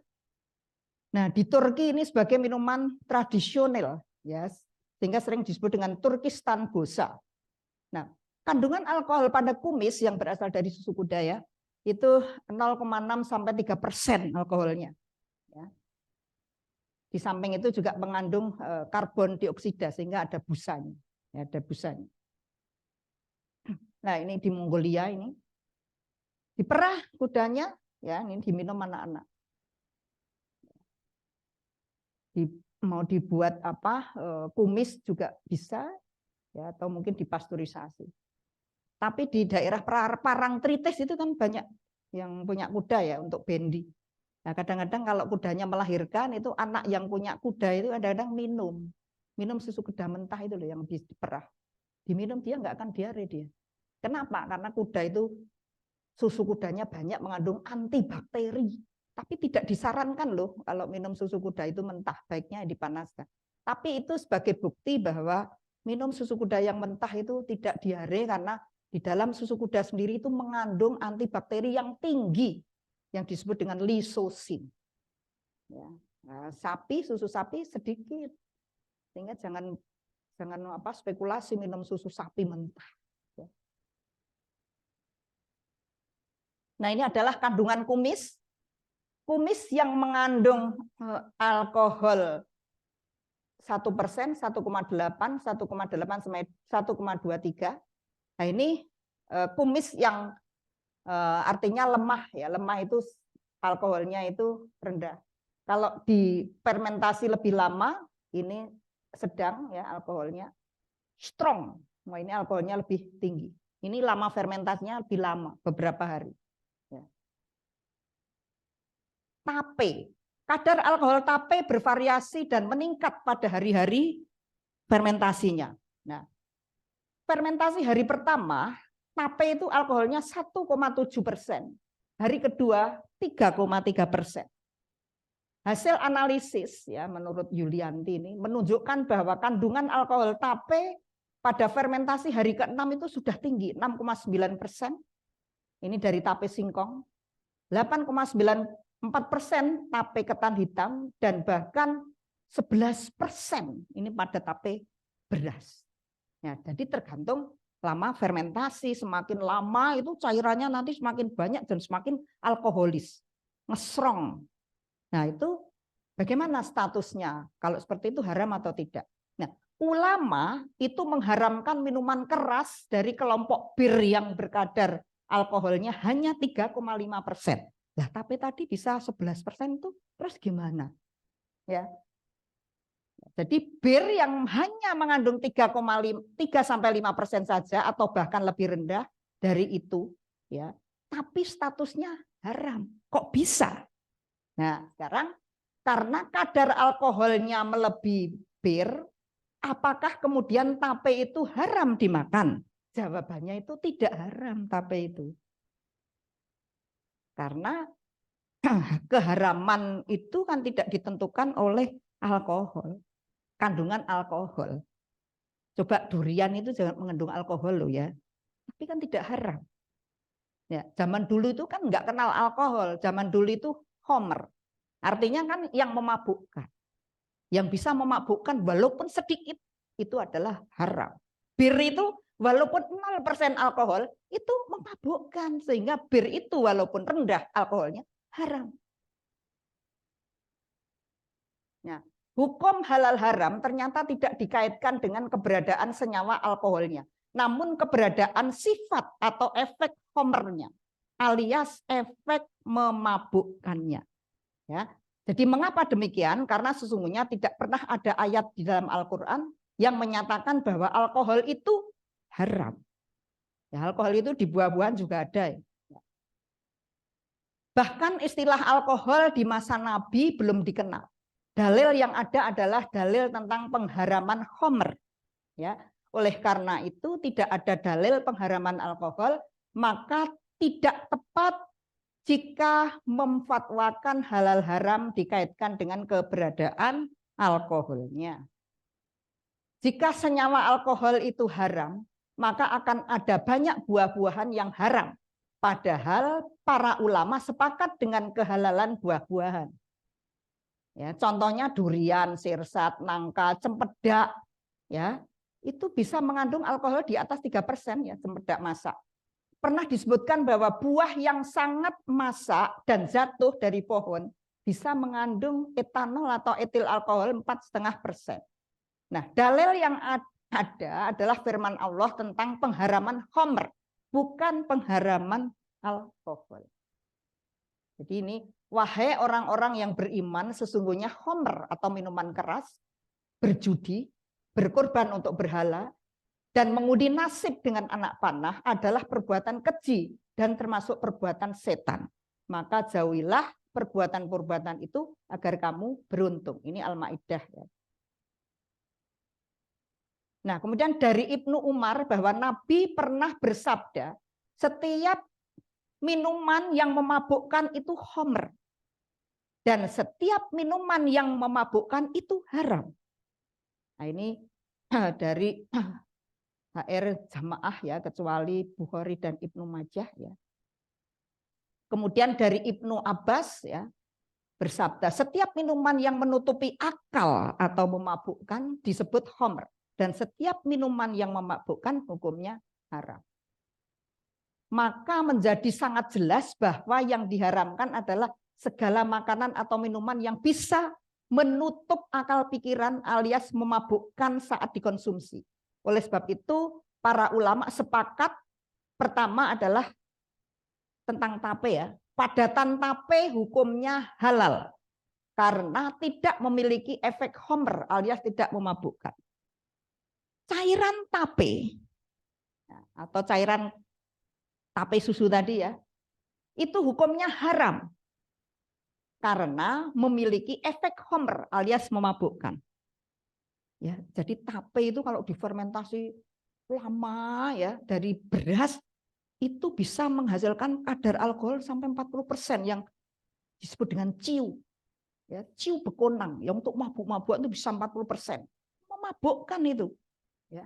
Jadi cairannya itu hukumnya haram karena memiliki efek khamr. Ya. Ketika makan tape, para ulama menyarankan untuk memakan yang padatannya saja. Yang cairannya tidak usah.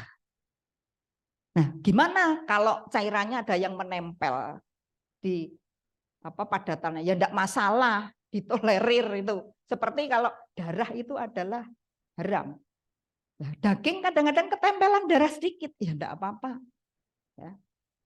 Enggak usah terlalu pikir berat-berat. Bagaimana dengan cairan yang masih menempel pada padatan? Ya, cairan yang masih menempel pada padatan setelah ditiriskan termasuk ruhsah atau keinginan dari Allah, ya, keringanan dari Allah, ya halal dimakan. Hal ini dianalogkan dengan hukum darah yang masih tersisa dan menempel pada daging ya dalam organ dalam ya ketika seekor binatang halal disembelih secara syar'i. Khamr. Nah, sekarang khamr. Khamr itu terdiri dari dua jenis, yaitu pertama khamr yang mengandung alkohol. Contoh, bir bintang, anggur merah, anggur ketan hitam, dan lain-lain. Aneka jenis arak masak, angciu, arak merah, arak putih, arak mie, arak gentong. Wah, anak arak namanya arak-arakan.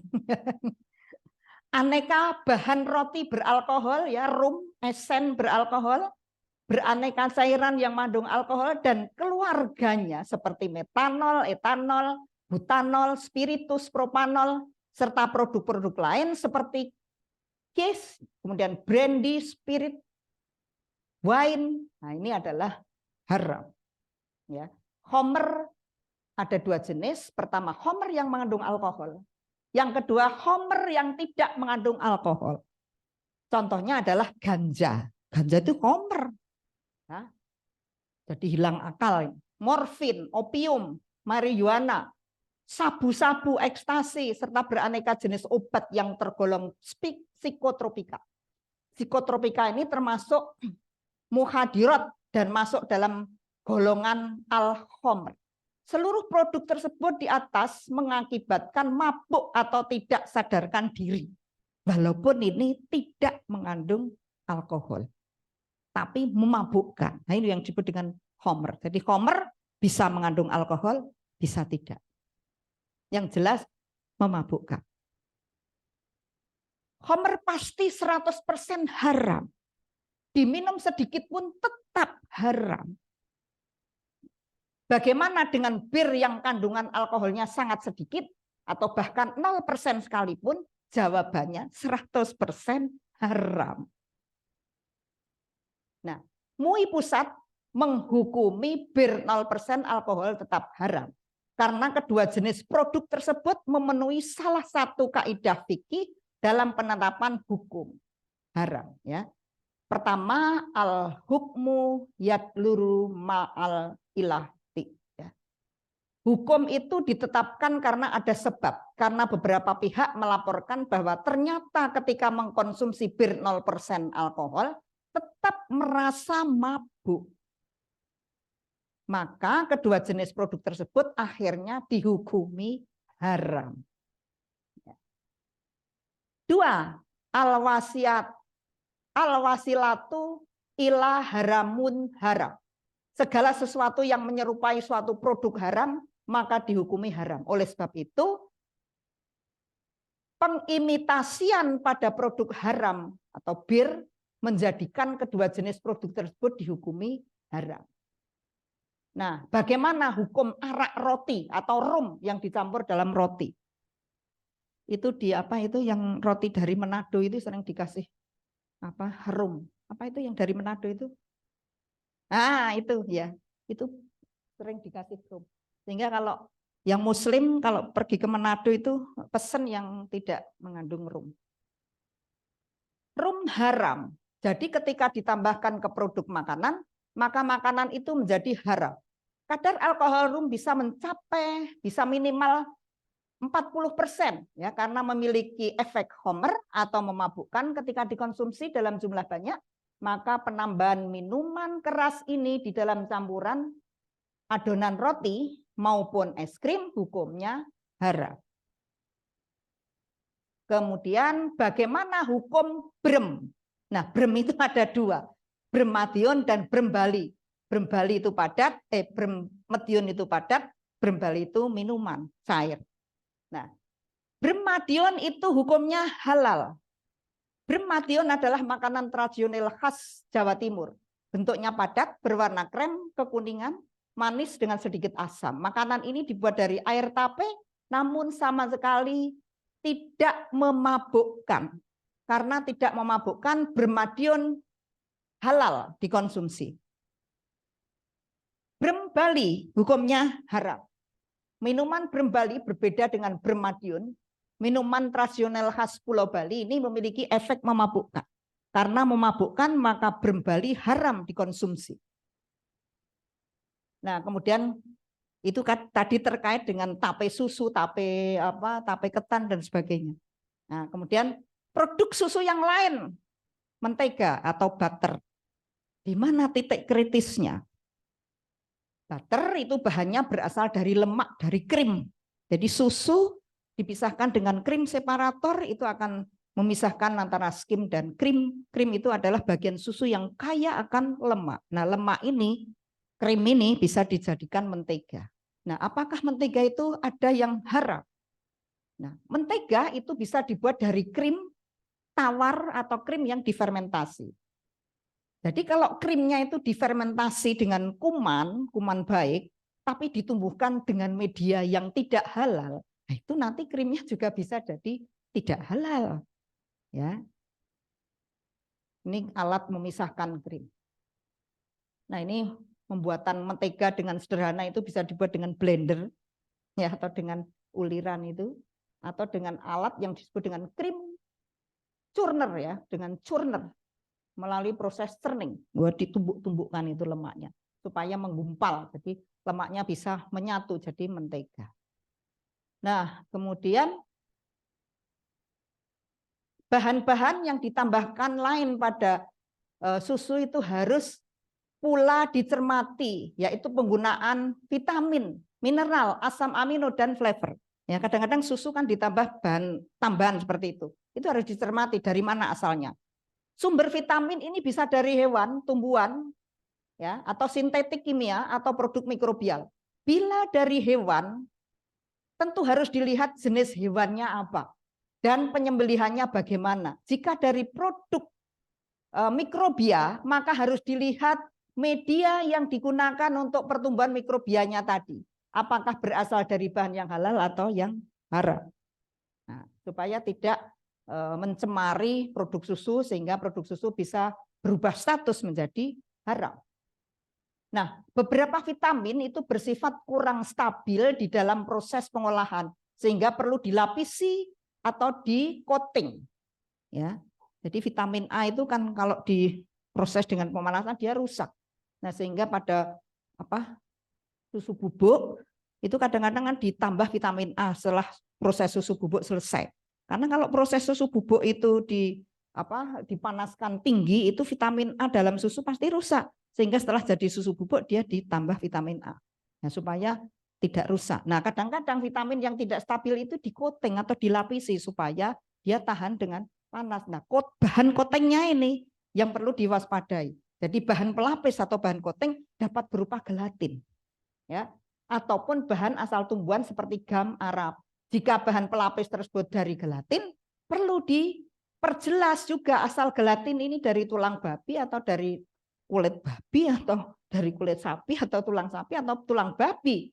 Nah, mineral juga dapat menjadi titik kritis halal haram. Ada mineral yang dapat diperoleh dari bahan-bahan hewan seperti kalsium dari tulang binatang, bisa halal, bisa juga haram. Kalau mineral berasal dari tulang babi ya haram, ya, yang ditambahkan ke produk susu bubuk tadi.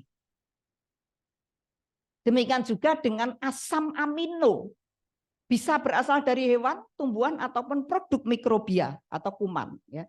Nah, flavor yang memberi aroma pada susu merupakan produk kompleks yang dapat terdiri dari bahan sintetik, bisa dari tumbuhan, bisa dari hewan.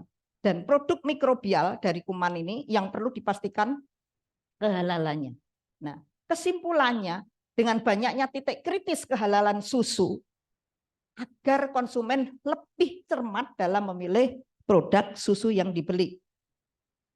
Selain memperhatikan kode produksi dari Badan Pengawas Obat dan Makanan, pastikan bahwa susu yang dikonsumsi adalah susu yang telah dijamin kehalalannya.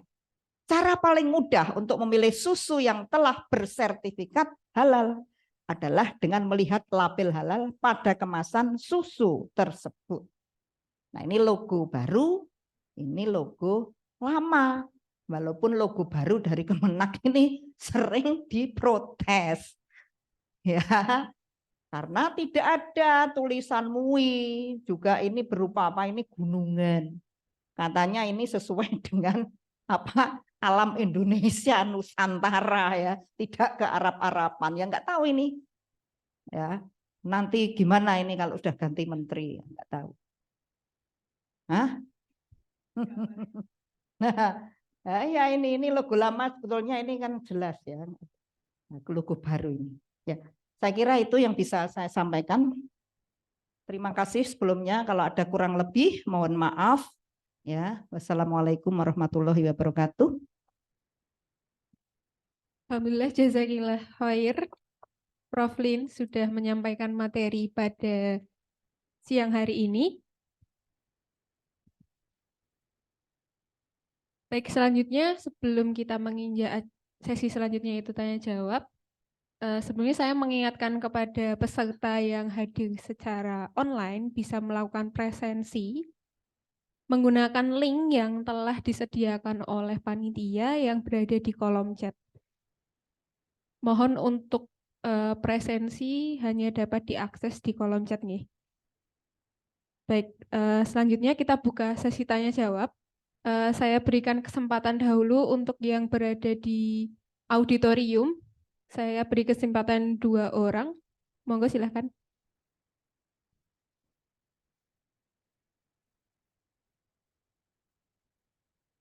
Bismillahirrahmanirrahim. Assalamualaikum warahmatullahi wabarakatuh. Terima kasih atas kesempatan yang diberikan.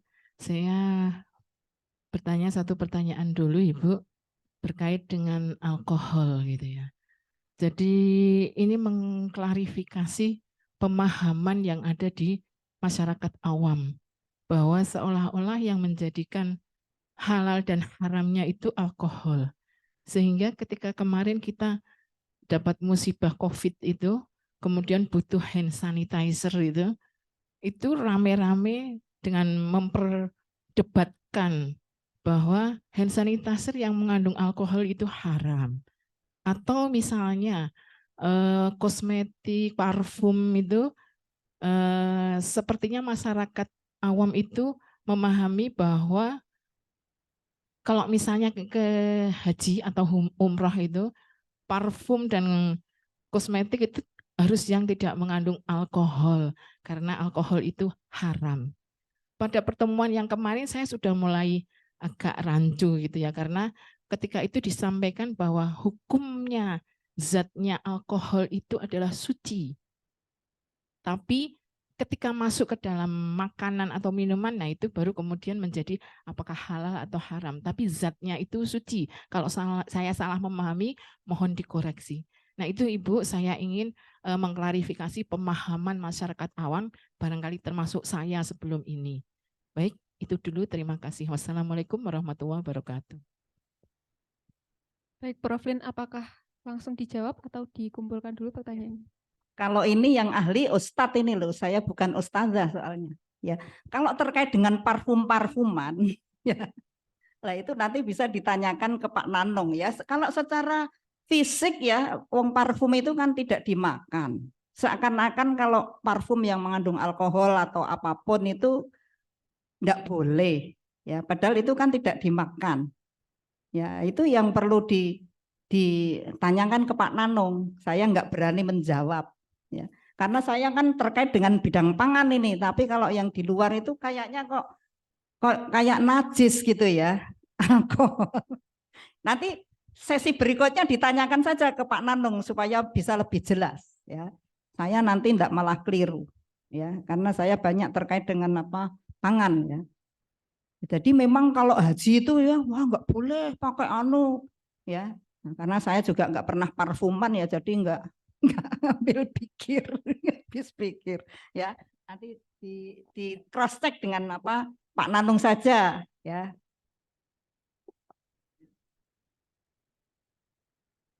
Baik, silakan Bapak.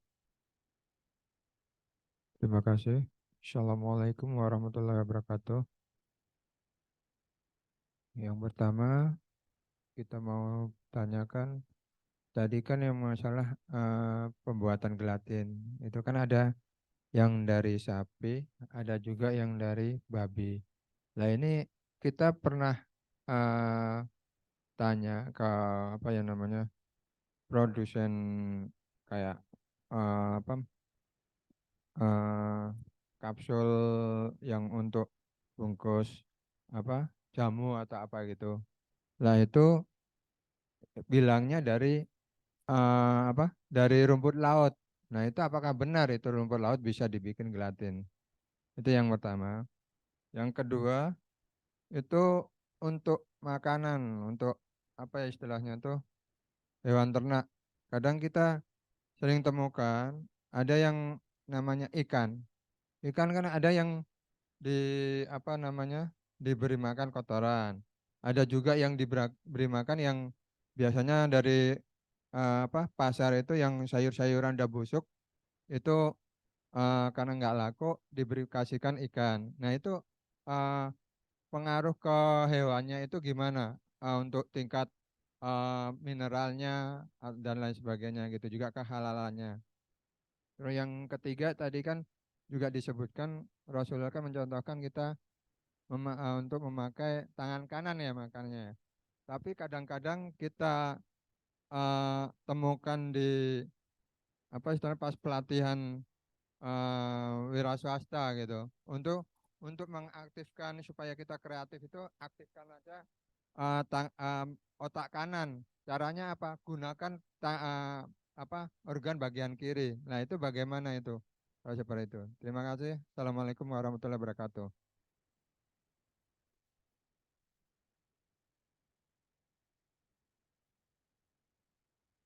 Ibu siapa tadi?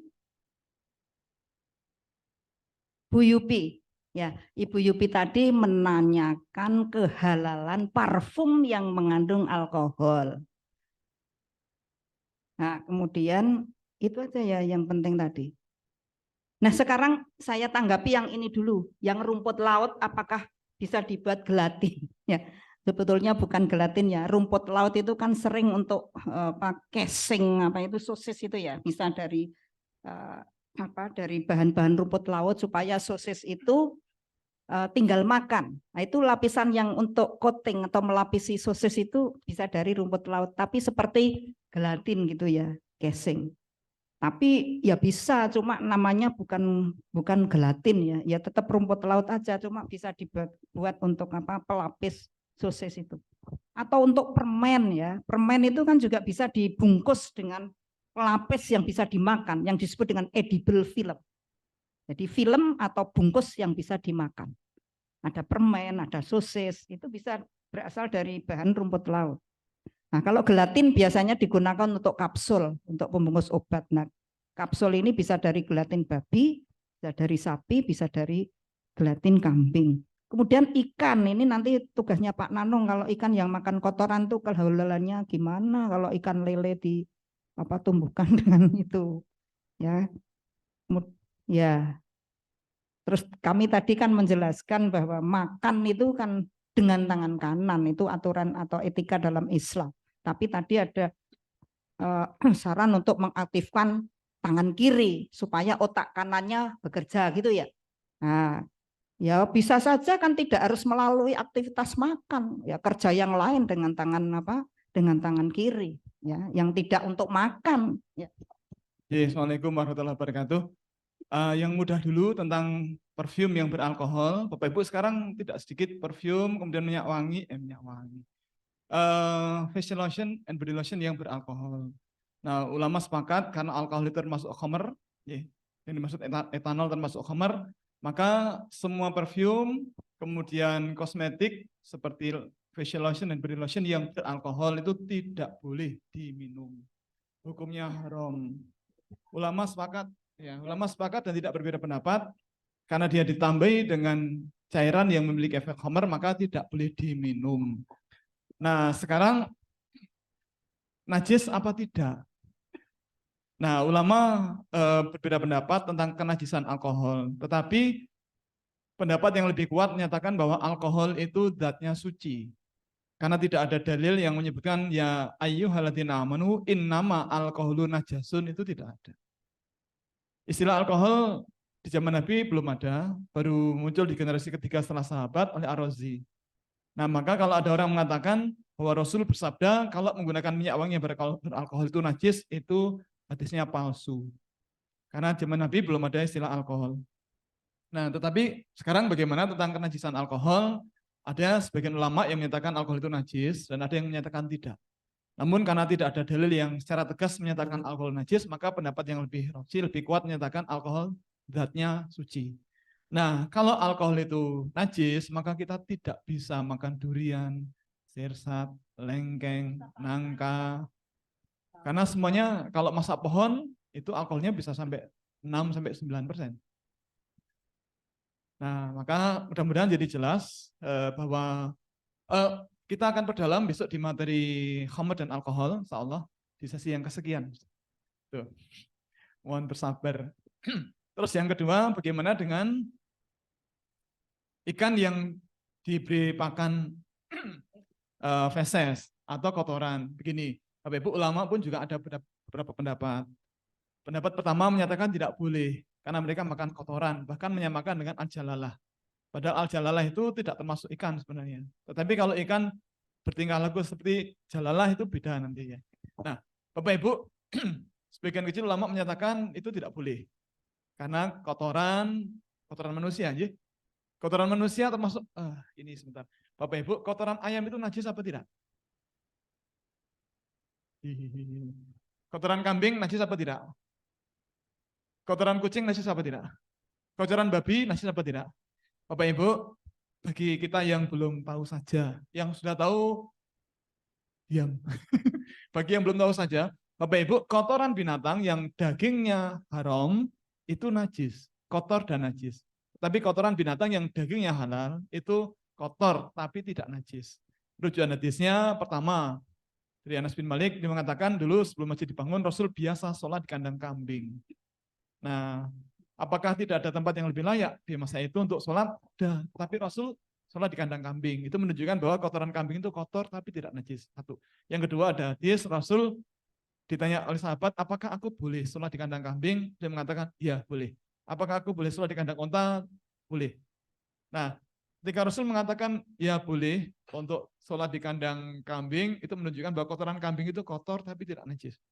Lalu apakah kotoran unta itu najis? Tidak demikian. Bapak Ibu, kalau kita sholat, ya, maaf, ketika berdiri, ada masalah, kita sholat di kandang kambing, pas rukuk, ada masalah, tidak ada masalah. Nah, pas mau sujud, tiba-tiba ada kambing di depan kita. Boleh nggak kita geser ke kanan? Boleh. Tapi kambingnya ikut ke kanan. Terus kita ke kiri. Ikut ke kiri. Ya nggak apa-apa, kita sujud, kambingnya digeser. Kemudian kita sujud. Boleh. Bisa. Jangan pakai kaki. Tapi kalau onta, gimana cara menggesernya? Apakah kita dorong-dorongan? Di sholat pas surung-surungan onta. Lah malah ontanya mungkin minggir. Nah pas kita sujud, ontanya lupa. Malah kepidak onta. Nah jadi karena ada satu lagi. Bapak Ibu, orang-orang Urayin atau Urainah itu pernah datang ke Mekah. Ke Madinah. Mereka tidak tahan dengan suhu udara Madinah. Bapak Ibu, Madinah itu sebelah mananya Mekah? Sebelah barat apa timurnya? Sebelah utara. Jadi kalau sholat menghadap ke selatan. Karena bulan bumi utara, maka di bulan-bulan Desember, Januari itu dingin. Nah orang-orang Urayin itu datang ke Madinah ketika udara dingin. Mereka tidak tahan dengan udara di Madinah, mereka sakit perut. Mungkin diare dan seterusnya. Nah Rasul dilapori itu, dia mengatakan, bawalah mereka ke kandang unta, biarkan mereka meminum susu dan air kencing unta. Nah ini menunjukkan bahwa air kencing unta itu suci. Nah maka ulama menyatakan bahwa kotoran binatang yang dagingnya halal itu kotor tapi tidak najis. Bau mungkin iya. Kotoran ayam itu kan apalagi telek linci. Itu kan luar biasa baunya. Tetapi sebenarnya tidak najis. Nah sekarang bagaimana dengan ikan yang makan kotoran? Kotoran apa dulu? Kalau kotoran ayam, ada masalah kan tidak najis. Kalau kotoran babi, najis. Gitu.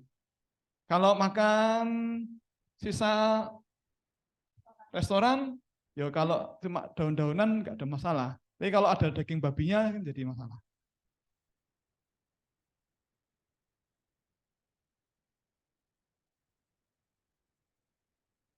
Protein. Oh, proteinnya. Oh, kalau sayuran tidak mungkin. Sayuran kecuali kacang-kacangan. Kacang-kacangan itu kan protein hewani, nabati. Kedelai, kemudian kacang tanah, aneka macam kacang-kacangan, termasuk lamtoro dan lain-lain itu kan protein tinggi. Ya. Nah itu bisa ngangkat sedikit, tetapi memang tidak bisa mengejar yang hewani. Itu. Kemudian tadi sempat nyinggung mengenai gelatin. Bapak Ibu, gelatin itu hanya ada di hewan atau ikan. Bisa dibuat dari tulang atau kulit. Nah kalau dibuat dari tulang atau kulit babi maka dia haram dan najis. Dibuat dari tulang atau kulit ikan, misalnya ikan pari maka dia halal. Kalau dibuat dari tulang atau kulit tulang atau kulit hewan halal seperti sapi, kambing, kerbau, domba, ayam maka statusnya halal atau haram? Syubhat. Tergantung cara penyembelihannya. Kalau dia berasal dari sapi bangkai, kambing bangkai, ayam bangkai, maka dia haram. Gitu. Nah, bagaimana dengan yang dari rumput laut, karagenan, atau gom Arab, atau pati yang dimodifikasi, itu bisa dibuat, dimiripkan dengan gelatin, tetapi bukan gelatin. Memang bisa dipakai untuk buat kapsul, termasuk pembungkus, apa Bu, ini Bu? Sosis. Saya pernah beli ini, Ma'aman, dalamnya itu kedelai, tapi luarnya itu ada casingnya itu dari rumput laut. Alhamdulillah. Oh, kabar baik Bapak Ibu, sekarang banyak obat yang bersertifikat halal. Monggo nanti kalau ke apotek sempatkan lihat-lihat, banyak. Kemarin saya sempat moto beberapa produk, termasuk yang menggunakan kapsul, sekarang sudah banyak kapsul yang bersertifikat halal. Alhamdulillah. Ya ini ya kita senang di Indonesia kan tahun depan itu kan 17 Oktober 2024 semua produk makanan harus halal. Untuk obat dan kosmetik 17 Oktober 2024 itu produk makanan, kemudian produk rumah potong hewan, rumah potong ayam, dan semua produk olahan dari daging harus bersertifikat halal. Kalau tidak punya sertifikat halal, tidak boleh jualan. Maka kesempatan bagi kita, Bapak Ibu yang di rumah atau di kantor, yang menyimak di Zoom, kalau punya usaha kecil atau mikro, silakan. Kalau belum punya sertifikat halal, segera akses program Sehati, sertifikat halal gratis. Monggo nanti kontak di Kementerian Agama atau di kantor Depak kabupaten atau provinsi, silakan menghubungi Satgas Halal. Satgas Halal itu perwakilan BPJPH di daerah. Kemudian untuk kosmetik dan obat itu 17 Oktober 2026. 2 tahun yang akan datang harus punya sertifikat halal. Kalau tidak boleh jualan. Nah sekarang sudah banyak yang bersaing sehingga kemudian banyak yang sudah punya sertifikat halal. Ya kita syukur, alhamdulillah sudah banyak. Kosmetik yang halal sudah banyak sekali. Gitu. Ada yang terlewat? Yang belum terjawab?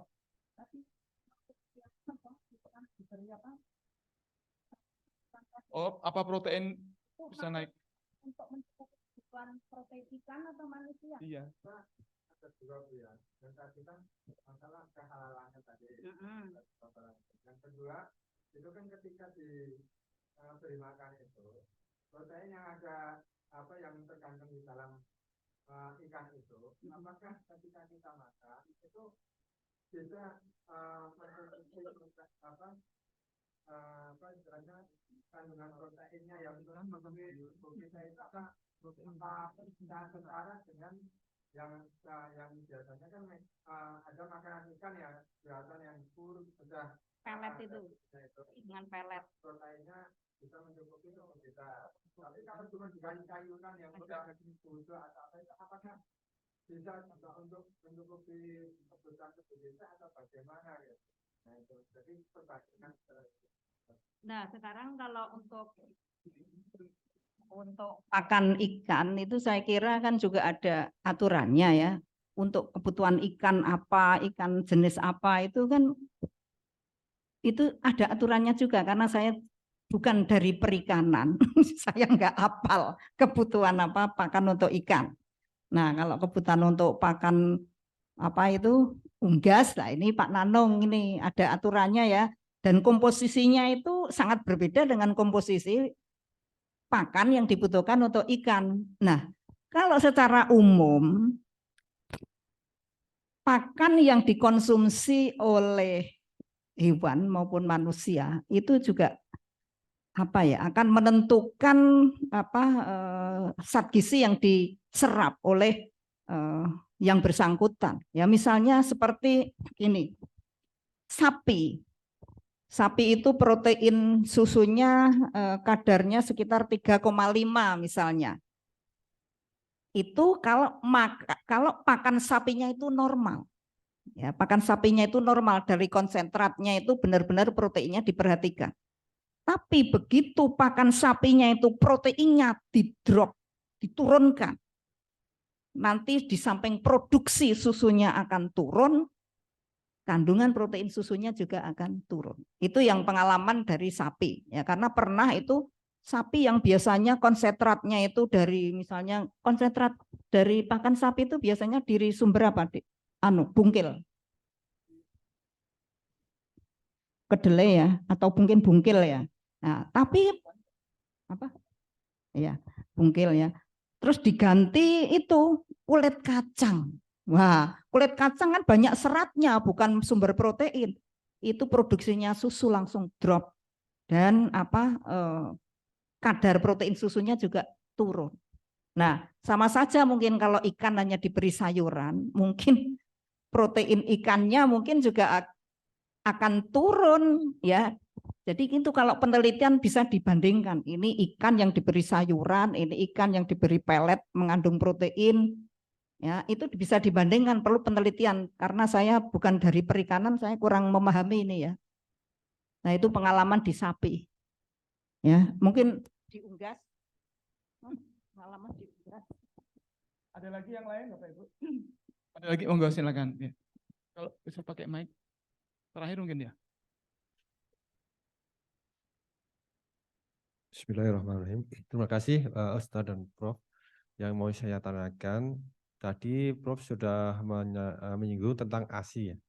Saya pernah dengar dalam ASI itu ada istilah kolostrum. Pertanyaan saya, apa itu kolostrum?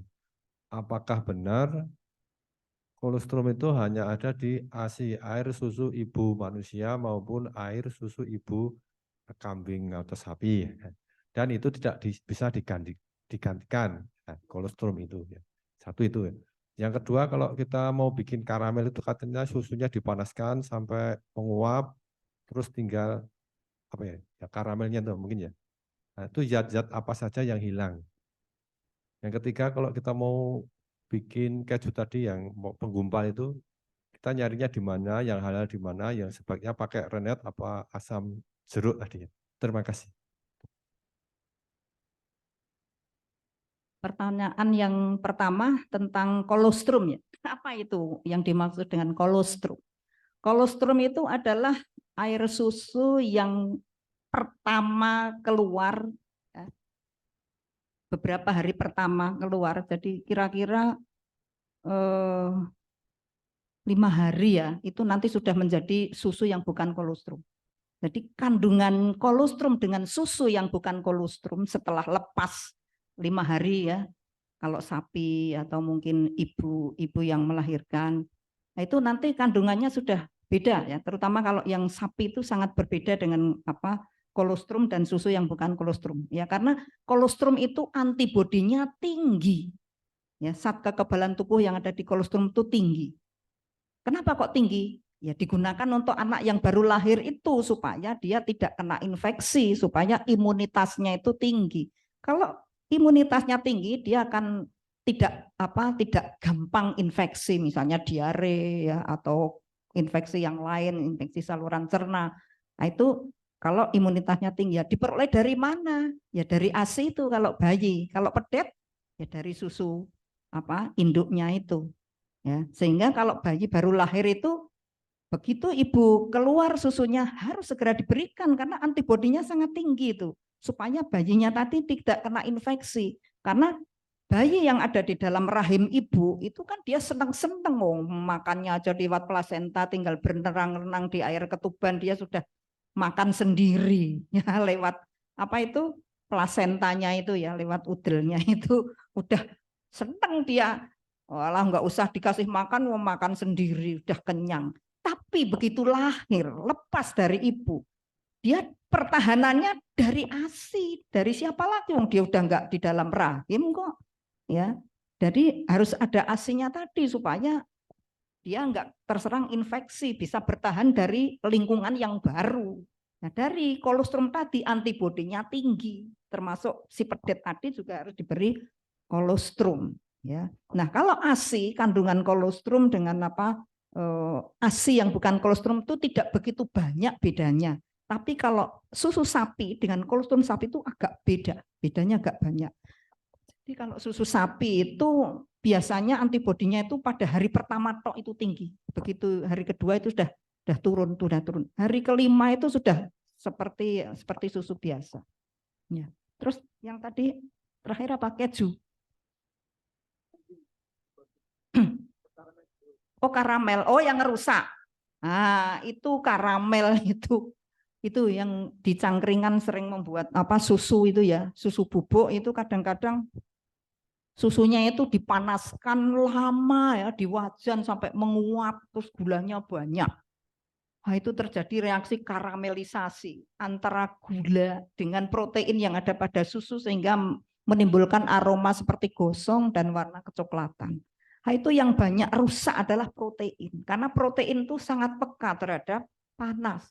Sehingga kalau susu kambing digoreng, eman-eman susu kambing itu gizinya tinggi kok digoreng. Banyak protein yang rusak. Apalagi kalau susunya sedikit, gulanya banyak. Nah, itu seperti gula rasa susu. Ya, jadi yang bagus minum susu kambing itu ya paling tidak dipasteurisasi tadi ya, dipanaskan supaya kerusakan gizinya minimal. Kok digoreng eman-eman, ya. Nah, kecuali memang tujuannya itu untuk permen susu ya enggak masalah, wong kita makan permen itu tidak untuk mencukupi kebutuhan gizi ya, permen anggo seneng-seneng, nggo cemilan gitu.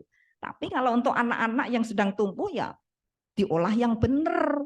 Karena gizi yang diasup oleh anak-anak itu akan dipengaruhi oleh proses pengolahannya. Bukan sembarang, misalnya seperti telur itu bukan sembarang telur. Misalnya anak yang masih tumbuh kembang, balita, dikasih telur tapi yang warnanya coklat, telur gudeg yang sudah keras warnanya hitam. Apa yang didapatkan dari itu? Ya banyak protein yang sudah rusak. Sehingga ibu-ibu yang cerdas itu kalau memberikan telur pada anaknya direbus sendiri yang pakai cangkok. Telur ada kulitnya, direbus sampai kuningnya mengental, jangan sampai mempur. Ya kira-kira 15 menit atau 12 menit sudah mengental, dah terus celup air dingin, ya kemudian dibuka, kasihkan. Bukan telur yang beli di gudeg itu untuk anak-anak yang wah dapat apa, ya. Susu pun juga demikian, ya. Atau daging itu nek rendang ya memang awet itu. Tapi nek daging kalau enggak masaknya benar kan juga nanti ada toksoplasma, terutama daging kambing ya. Ya daging kambing kan banyak yang sate terutama ya. Jadi ibu-ibu hamil itu hati-hati kalau makan apa sate yang masih mentah dalamnya itu loh. Katanya kalau kremes-kremes rodok mentah sithik itu enak manis. Nah, kalau masih ada telur cacingnya atau ada toksoplasmanya kan bahaya, jadi kena tokso, nanti ibunya hamil anaknya kena, ya kan. Nah, yang bagus itu ya buat tongseng atau gulai, ya, panasnya merata, jadi kalau ada tokso mati itu. Ya. Ya, jadi pangan itu gizinya sangat tergantung pada proses pengolahan. Sayuran coba, kita makan pecel tapi bayamnya kecoklatan, kacang panjang coklat, semua jadi coklat nggak hijau royo-royo. Ya banyak yang hilang vitamin gizinya, ya kan? Nah, ibu-ibu yang pinter buat pecel mesti pakai hijau royo-royo itu, ya. Makan buah juga, buah apa? Kalau buah pisang ya yang belum busuk ya, yang masih seger ya. Nah, kalau buah kan begitu dikupas langsung dimakan, jangan lama-lama disimpan kalau sudah makan, kalau sudah matang. Ya sayur juga masaknya harus tepat ya. Telur ya, susu ya semua harus tepat sesuai dengan aturan yang benar untuk mengolah makanan supaya nilai gizinya itu tidak hilang. Ya.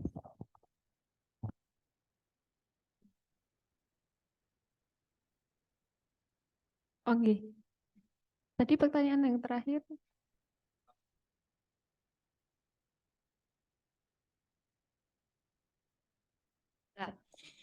Untuk menggumpalkan susu, nah itu untuk tujuan industri apa cuma untuk ibu-ibu rumah tangga? Kalau pengen buat apa skala rumah tangga ya bisa aja pakai asam cuka, bisa pakai jeruk nipis atau getah pepaya atau cairan nanas muda yang di blender disaring dan untuk menggumpalkan itu bisa. Tapi kalau pabrik ya biasanya menggunakan rennet komersial. Gitu. Saya kira mungkin bisa Kampung Panjenengan nanti mengajukan surat ke lab beliau untuk pelatihan pembuatan keju skala rumah tangga di kampung, bos. Gitu. Oke. Bapak Ibu, ini kan waktunya sudah habis ya. Kalau pekan, biar disampaikan.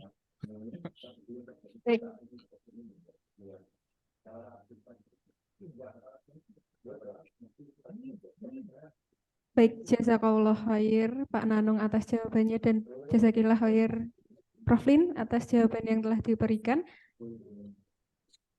Baik hadirin, mungkin sesi tanya jawab bisa kita cukupkan terlebih dahulu. Mohon maaf untuk yang sudah bertanya di online dan sudah mengangkat tangan atau raise hand, belum bisa menyampaikan pertanyaannya dan belum bisa dijawab. Pertanyaan bisa disampaikan melalui grup WhatsApp. Nanti insya Allah akan dijawab langsung oleh para narasumber, termasuk dari Prof. Lin dan Pak Nanung sendiri. Itu kemudian ada beberapa hal yang ingin saya sampaikan. Insya Allah untuk pekan depan,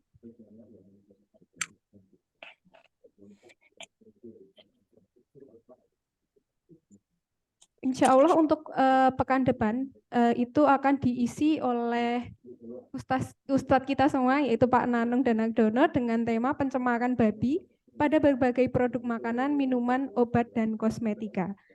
Berikut setelah itu kami mengajak para peserta yang telah hadir di auditorium untuk bisa menunaikan ibadah sholat asar berjamaah di Masjid Nurul Fikri, Fakultas Peternakan yang berada di sebelah barat gedung auditorium setelah acara kami tutup. Sebelah timur, mohon maaf. Baik, mari kita tutup acara New Halal Class pada hari ini dengan membaca hamdalah. Alhamdulillahirabbil alamin. Alhamdulillahirabbil alamin. Terima kasih kami ucapkan kepada para peserta yang telah berkenan hadir. Semoga ilmu yang telah didapatkan bermanfaat.